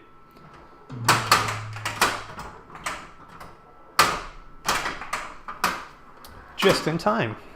Fantastic.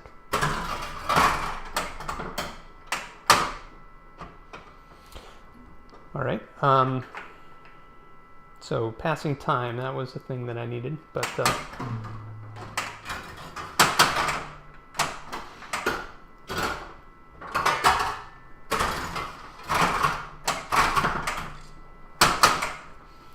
Now I can exit. Oh, by the way, if you happen to find a ring on your adventures, I lost my favourite gold ring. I will give a reward to the one who returns it. Go back to town.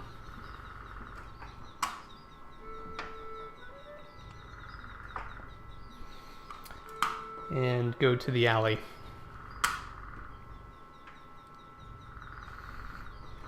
So during the day, there's a beggar here.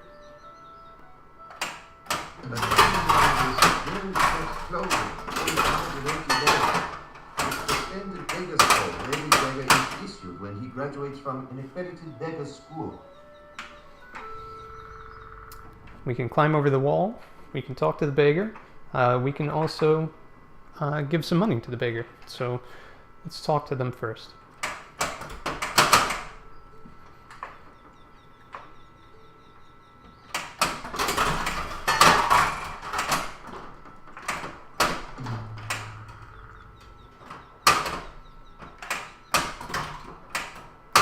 Just wanted to ask your name.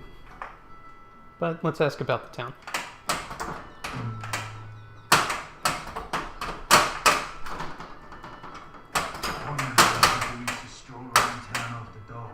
There's a spell on Spielberg so that it glows at night. Now, the only people out late are the thieves. And out of town, man, you don't dare be out there without a light when the sun goes down. The night gaunts will get you. Night gaunts, eh? That doesn't sound good. Let's give him... Now I hit the ring.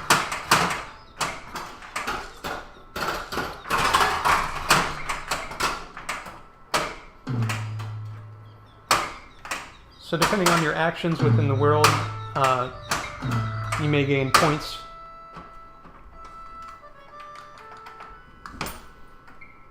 Just for specific things that you do, like providing charity is a nice thing to do, so you get some points for that.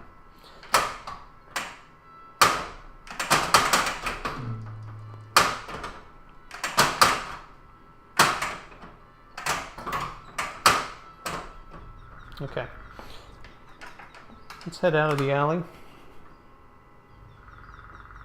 and let's advance the time. The skill in lockpicking is insufficient to open a certain detail. This is the key.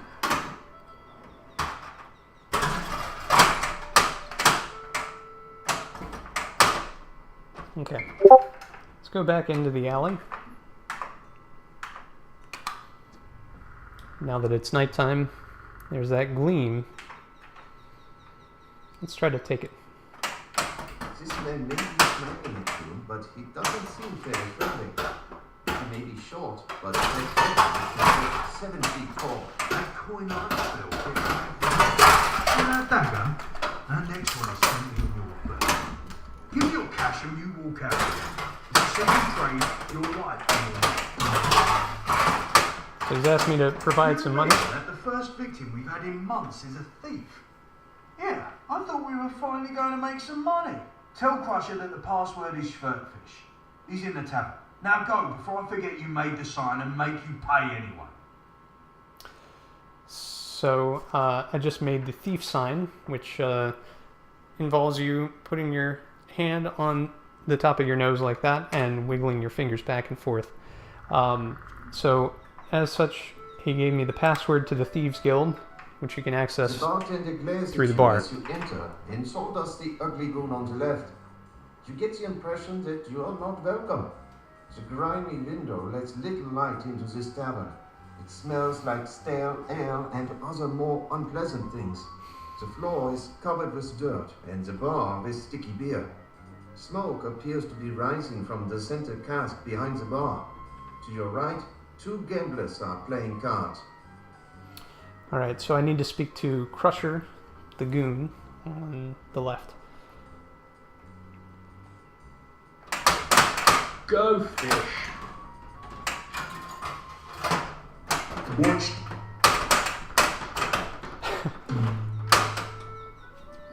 I answered incorrectly. Yeah, definitely understand. That's not a critique. So the reason that I didn't do that is because I started with the initial idea of using the point-and-click elements, the 5 different types of modes, and I wanted the player to be able to seamlessly move between them as they chose. So giving the player the choice of how they wanted to address the different shots within the scene, so to speak. So rather than accomplish a specific task, and because each task, even with a particular character class, can be approached in different ways, Go fish. I didn't want to lock the player into a specific set of actions necessarily. Go fish. What's the bet?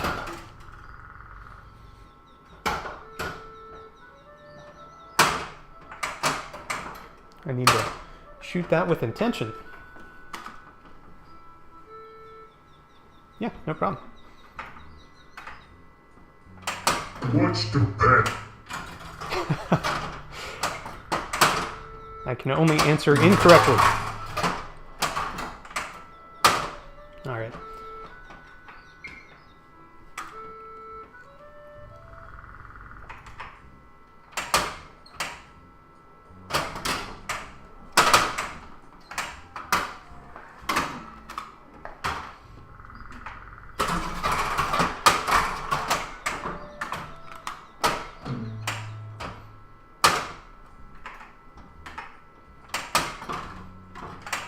What's the...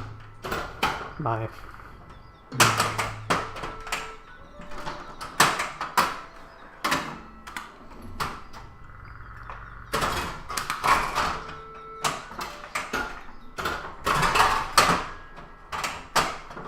Something wrong with names about isn't in any shape to talk, at least not coherently.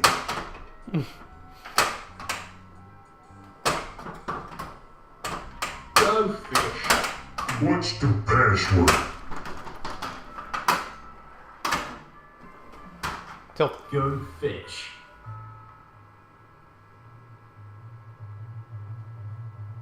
Yes. Heist is amazing.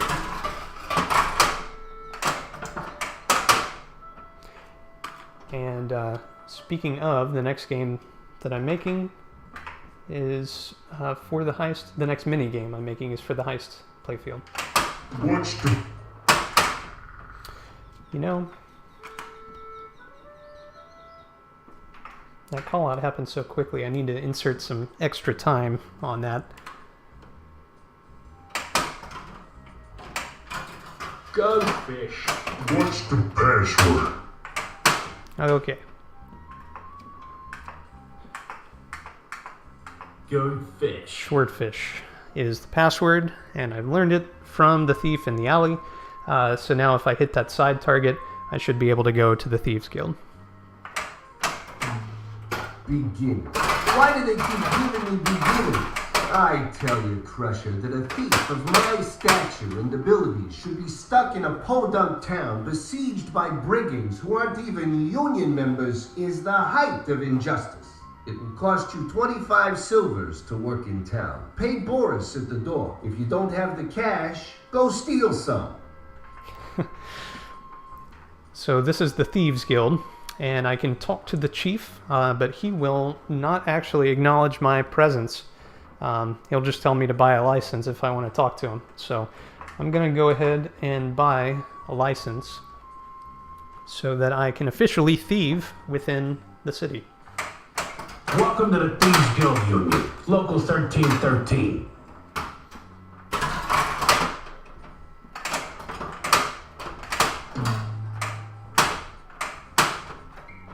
All right.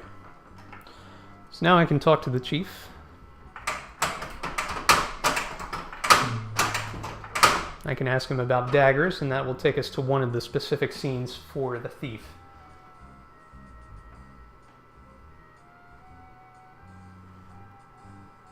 Thieves are the best hero, I agree. And yes, the dev kit is free and available for anybody who's interested in developing.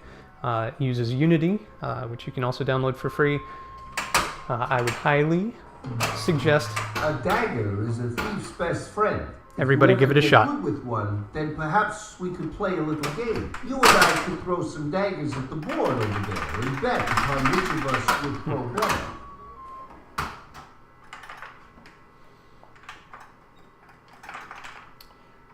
I've managed to create a bug.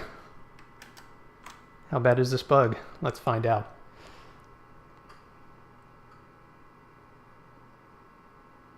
Oh, no. Actually, it is listening. Slowly. So in this scene, you're throwing daggers at a dartboard. You wager an amount of silver, and then the ball will launch at you, and you have to hit the center targets. So you only get one shot, and then it drains. Depending on the target that you hit, the knife will throw into a particular area. Now the chief is up, and then they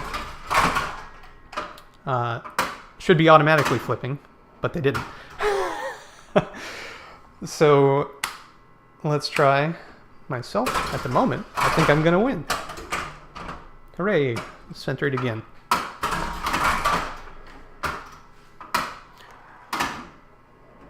The chief is proving to be an easy mark here.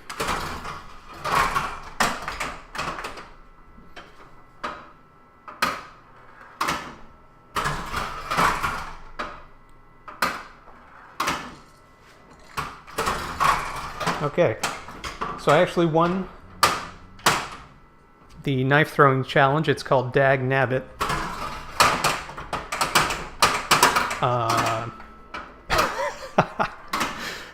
That wasn't supposed to happen. Alright, let's see if it launches another. Nope. Okay, cool. So, I'm still officially licensed. I can purchase a Thieves Toolkit, which gives me a small boost to my lockpicking ability. I'll do that and then head out of here and then try to pick some locks, shall I? So I'm using grid sensors for the Phantom Flip, and obviously I got a bug or two to work out there for the Chief. But yeah, it can come down either side, and then there's a small hitbox that it has above the flipper, and when it rolls over that, it hits. Now I've inserted variable timing, so the Thief is not perfect, or the Chief is not perfect with every flip they make. Now you, as the player, have full agency of where the dagger goes. So if you hit the side targets, for example, it's going to throw way off to the side. If you drain, you throw off of the board. All those kind of things. So, as in the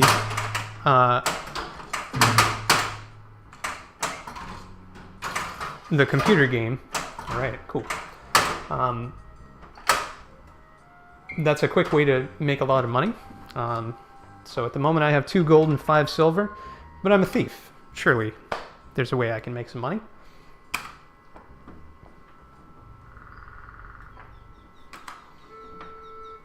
Let's see if picking the lock on this door over here is any easier. Okay. Fortunately, you push it in too far, causing yourself a cerebral hemorrhage. Guess you should have been practicing on less difficult locks. That was the scoop. And shouldn't have hit that.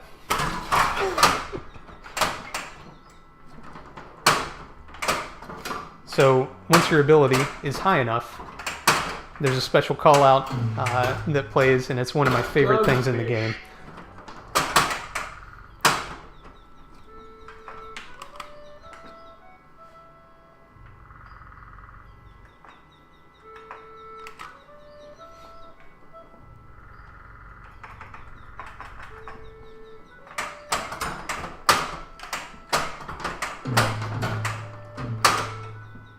So I just need to avoid that right scoop and hit the flashing target there to try to pick the lock on this door in front of me.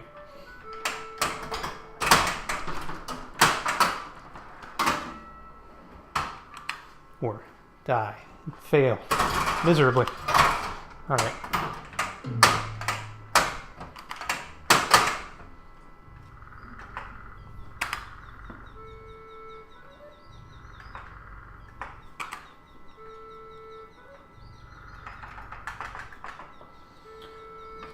Give this one more shot. If this doesn't work out, we'll go back to the castle and I'll show you some more inside there. Okay, that's also not showing you when you hit the target and make an improvement if you're not skilled enough, so I need to fix that. A couple little bugs. Nothing too crazy. Alright, so back up to the castle where we left off with the castle. There was a gatekeeper and we were going to talk to them, but I'm going to save you the trouble. And we'll just go right inside. So there's a courtyard here. As a fighter, you can earn some points by training with the weapon master there. The combat for the weapon master is slightly different than it is for the other combat in the game. You don't die within the combat. For example, you're just returned back here even if you have little health. But over here in the stable, we can take a job. So let's talk to the stable keeper.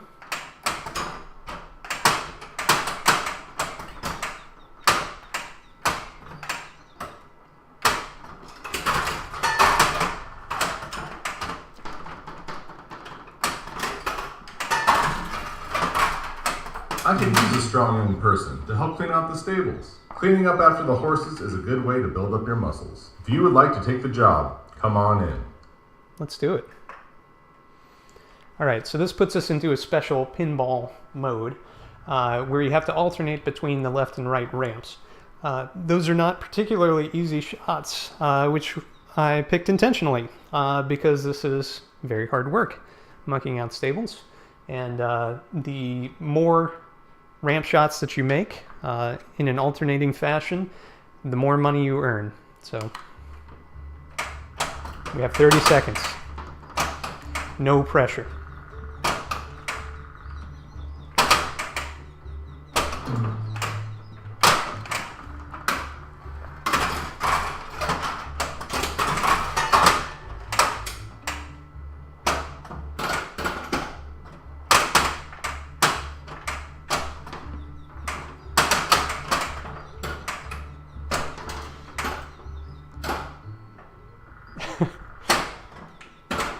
Well, that was something, wasn't it? Incredible. Let's try that again, if we can.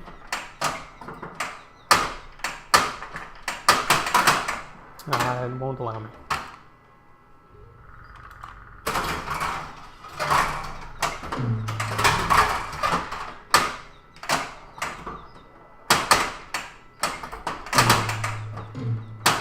Okay.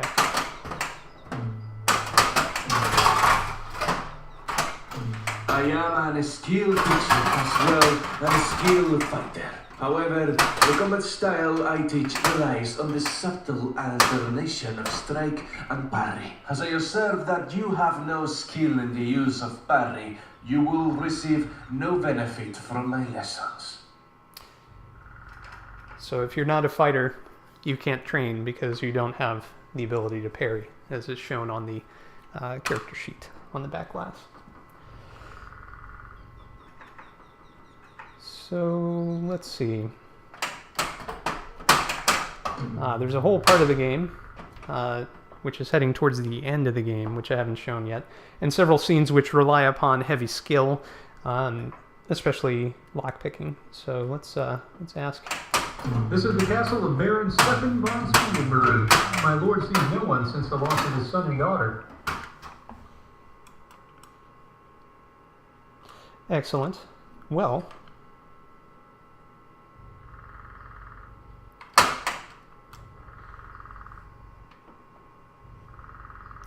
let's make a run straight for the end of the game, but do it as a fighter.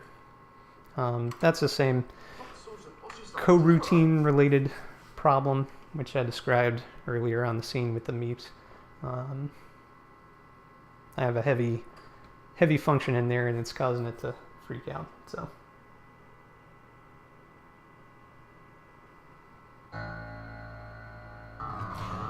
Yes, the ramps are hard, and like I said, I wanted that to be intentional. But you can backhand either one, and I think it's relatively fair if you can actually make any shots, unlike myself. Okay, so let's just run straight for the end of the game. We're going to do this through the back door. Oh! That's not going to work as a fighter. Well, I can show you some more, though.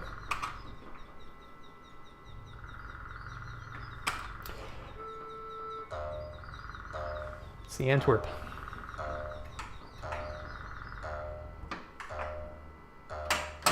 You bravely attack the bouncing beast with your bare hands. Well, it bounced away.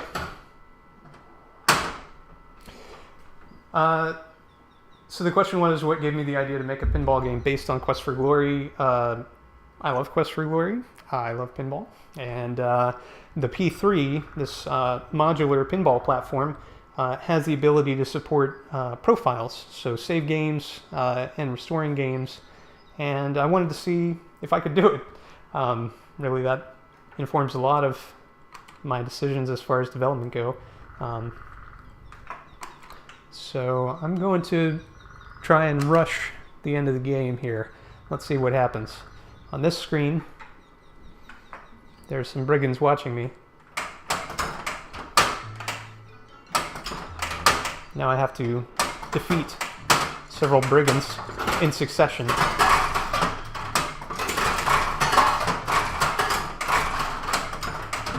Uh-oh. I'm not doing very well.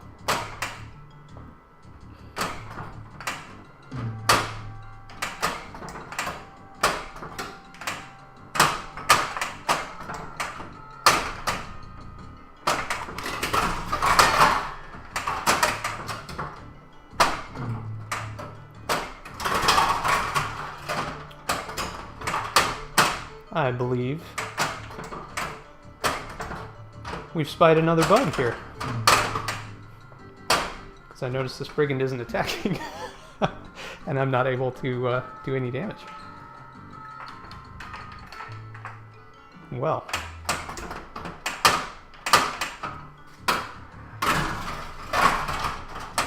That is going to slow it down a little bit. Let's make a similar run, but with a thief, and I'll show you a difference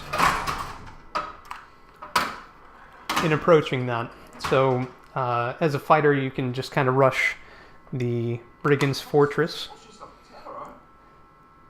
or you can utilize a more stealthy approach as any character class. And you can rush it as any character class as well. It just becomes much more difficult because the amount of damage that you do is based upon your strength and weapon use. This seems...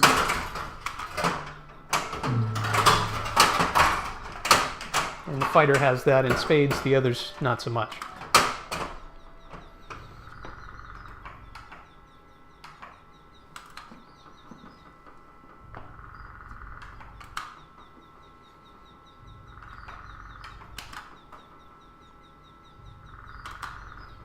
Okay.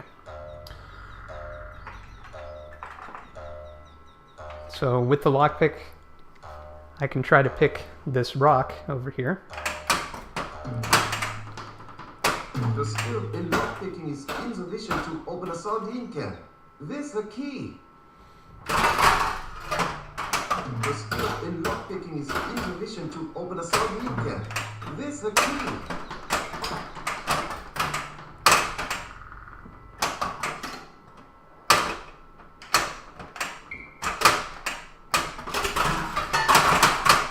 I need to be careful here. The skill in lockpicking is insufficient to open a sardine can. This the key. Because it's nighttime, and if I rest here, I will die. luckily not a problem.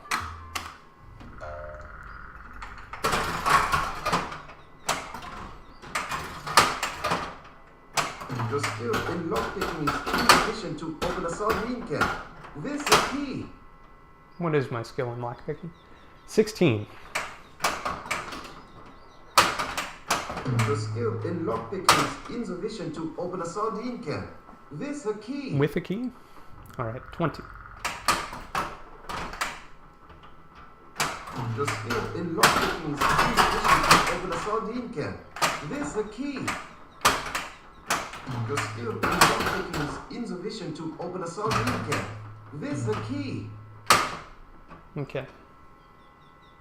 24.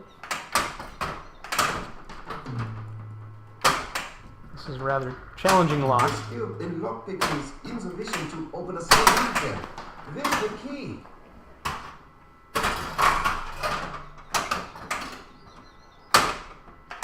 Your skill in lockpicking is insufficient to open a sardine can. This a key. Whew, almost went in the scoop there, which I definitely don't want to do. Your skill in lockpicking is insufficient to open a sardine can. This a key. Skill is 36 now. Your skill in lockpicking is insufficient to open a sardine can. This a key. Your skill in lockpicking is insufficient to open a sardine can. This a key. With the key? Success! Your nose is now open. Unfortunately, I slept. I'd actually gained enough skill to open my nose with the lockpick. And then immediately died. Your skill in lockpicking is insufficient to open a sardine can. This a key.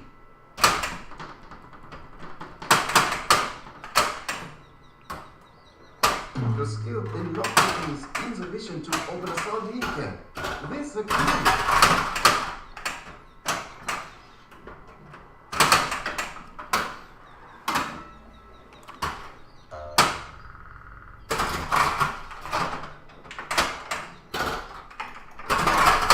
Okay.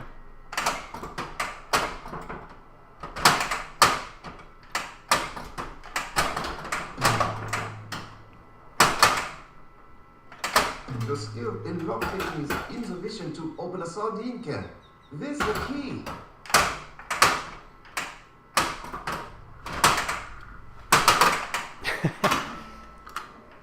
Well, obviously, I need to build up my lockpicking ability.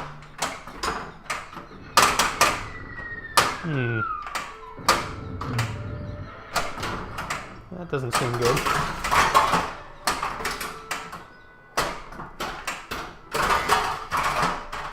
You seem to have caused an Antwerp population explosion. So the Antwerp, which was bouncing happily on the other screen, and I made bounce away when I tried to pick the lock, starts to come down, and it's on a timer. If you don't hit the appropriate target with your dagger in the appropriate time, then you'll be killed. But I did, and so it caused a population explosion because the Antwerp popped apart into multiple beautiful bouncing baby Antwerps. Or maybe not babies. It's difficult to tell with an Antwerp. Let's go back to town and try to break into some stuff, huh?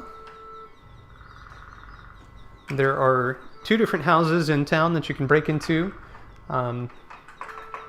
Let's try this one.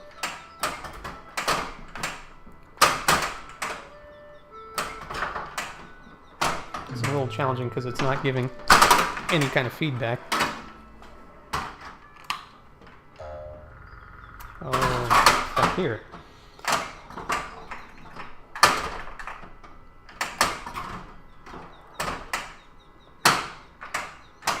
Exactly. You've been Antwerp. In lockpicking is insufficient to open a sardine can. This a key. With a key?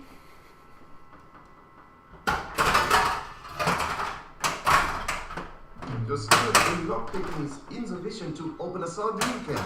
This the key.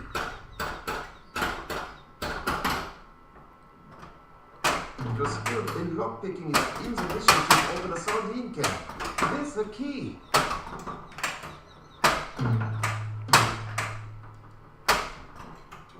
Your skill in lockpicking is insufficient to open a sardine can. This the key.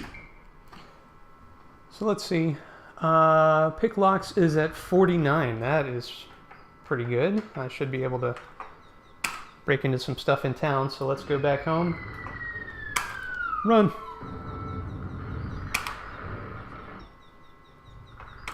And save the game.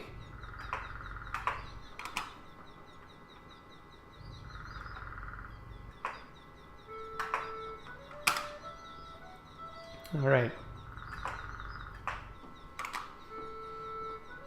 All I have to do is roll over one of these rollovers here.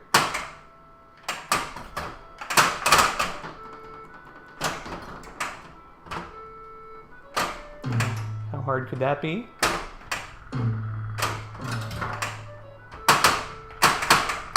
Yay, I did it. Okay. So now my game's been saved here. I'm going to break into this house.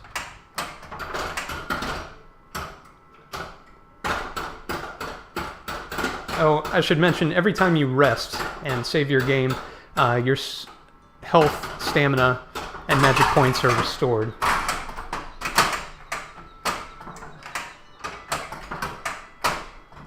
And hitting every target around it.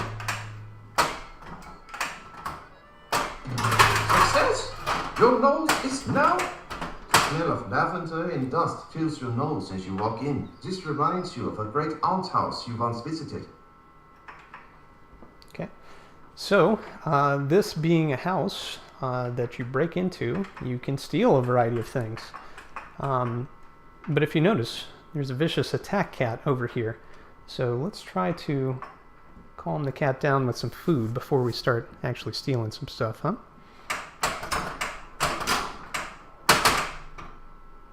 So we're going to use...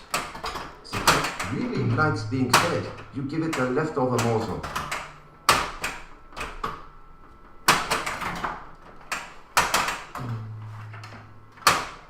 Okay. So now the cat is becalmed, like the bear earlier, and we can pick our shots and start stealing some stuff from the person that lives here. You find a single silver in one of the desk drawers. You find nothing else of any value to you.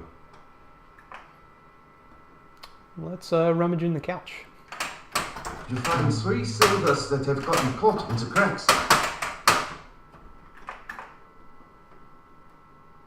Take some candlesticks. I see some silver candlesticks over there.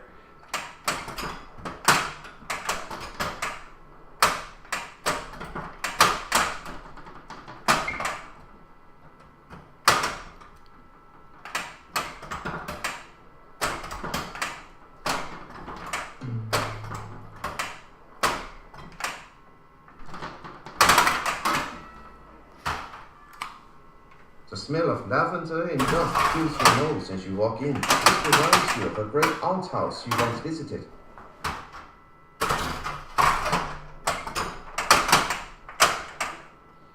Ah, interesting bug. So my food is gone, but the cat is still on the prowl.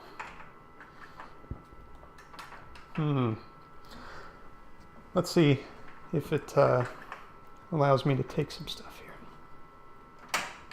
You take the silver candlesticks and store them in your pack. Okay. So the bug is just not restoring the state of the cat appropriately. Good.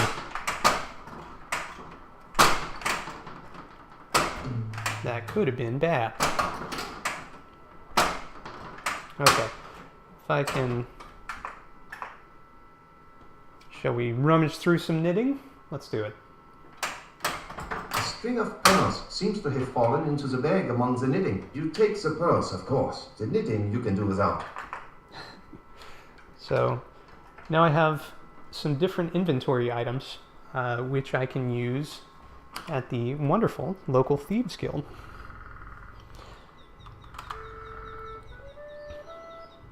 Okay. At a specific time of day, that is nighttime, you can break into the sheriff's house. If you try to do it during the day or while they're sitting out on the porch, you're arrested with or without your thieves license. Now, in this playthrough, I don't have my thieves license, so I need to advance the time, go into the alley at nighttime, make the thief sign, and then I should be able to get into the Thieves Guild. Exactly. Alright.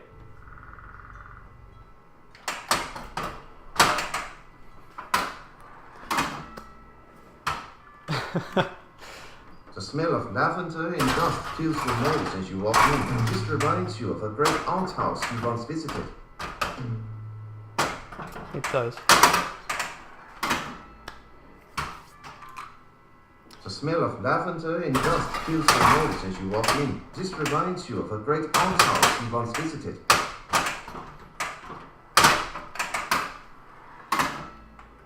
Alright. That's the general picture. In the Thieves Guild, you can fence stolen items. So that's what I was trying to get to.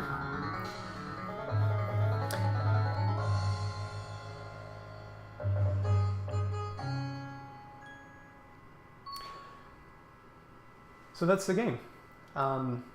There's obviously much more interaction than I was able to show you here.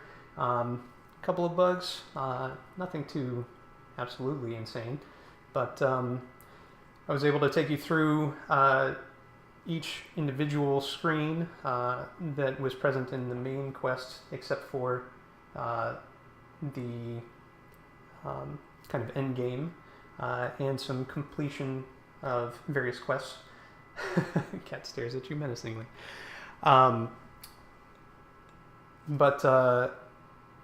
some of the specific scenes which are for particular character classes I did not take you through. I did take you through some of the thief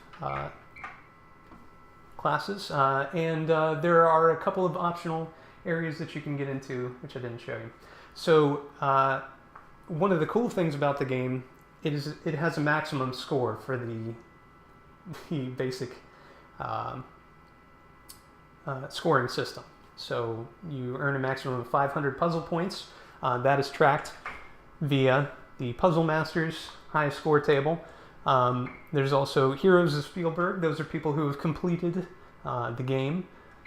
And then Missed Shots champions. So if you are shooting around and not hitting the stuff that you need, you're actually incentivized to do that with a separate high score table. So at this point, you know, I feel like it's a pretty fully featured game, especially for something which I'm not authorized to release at this point. But it's a fun fan game. It was a fun effort for me to create it, and I hope you've enjoyed my sharing it with you. And thanks very much for joining me. Hope to see you around. Definitely check out the Multimorphic P3. As has been mentioned in the stream, the software development kit is free, and it's available to anybody. And it uses Unity, a very popular game engine. So if you are interested in doing any custom development, I would highly, highly recommend it. The SDK is very well thought out and very cool. Thanks very much. So I was asked to give a tease for the upcoming Heist playfield game. One of the beauties of the Multimorphic P3 is the modular nature. You can swap out playfields and play different games. And within those playfields, there can be mini games which work on this, like Quest for Glory. The upper playfield was designed for a completely separate pinball game called Lexi Lightspeed Escape from Earth. And the next game that I'm working on, the next mini game, is going to be utilizing the Heist playfield module, and that game is in development. I'm working with my younger daughter, actually, to craft the rules. We have that all written out and ready to go. I just have to program it, the easy part. So thanks very much, Avuzal. Very much appreciated. Everybody who stopped by, and I look forward to seeing you all at some point in the future. Thanks.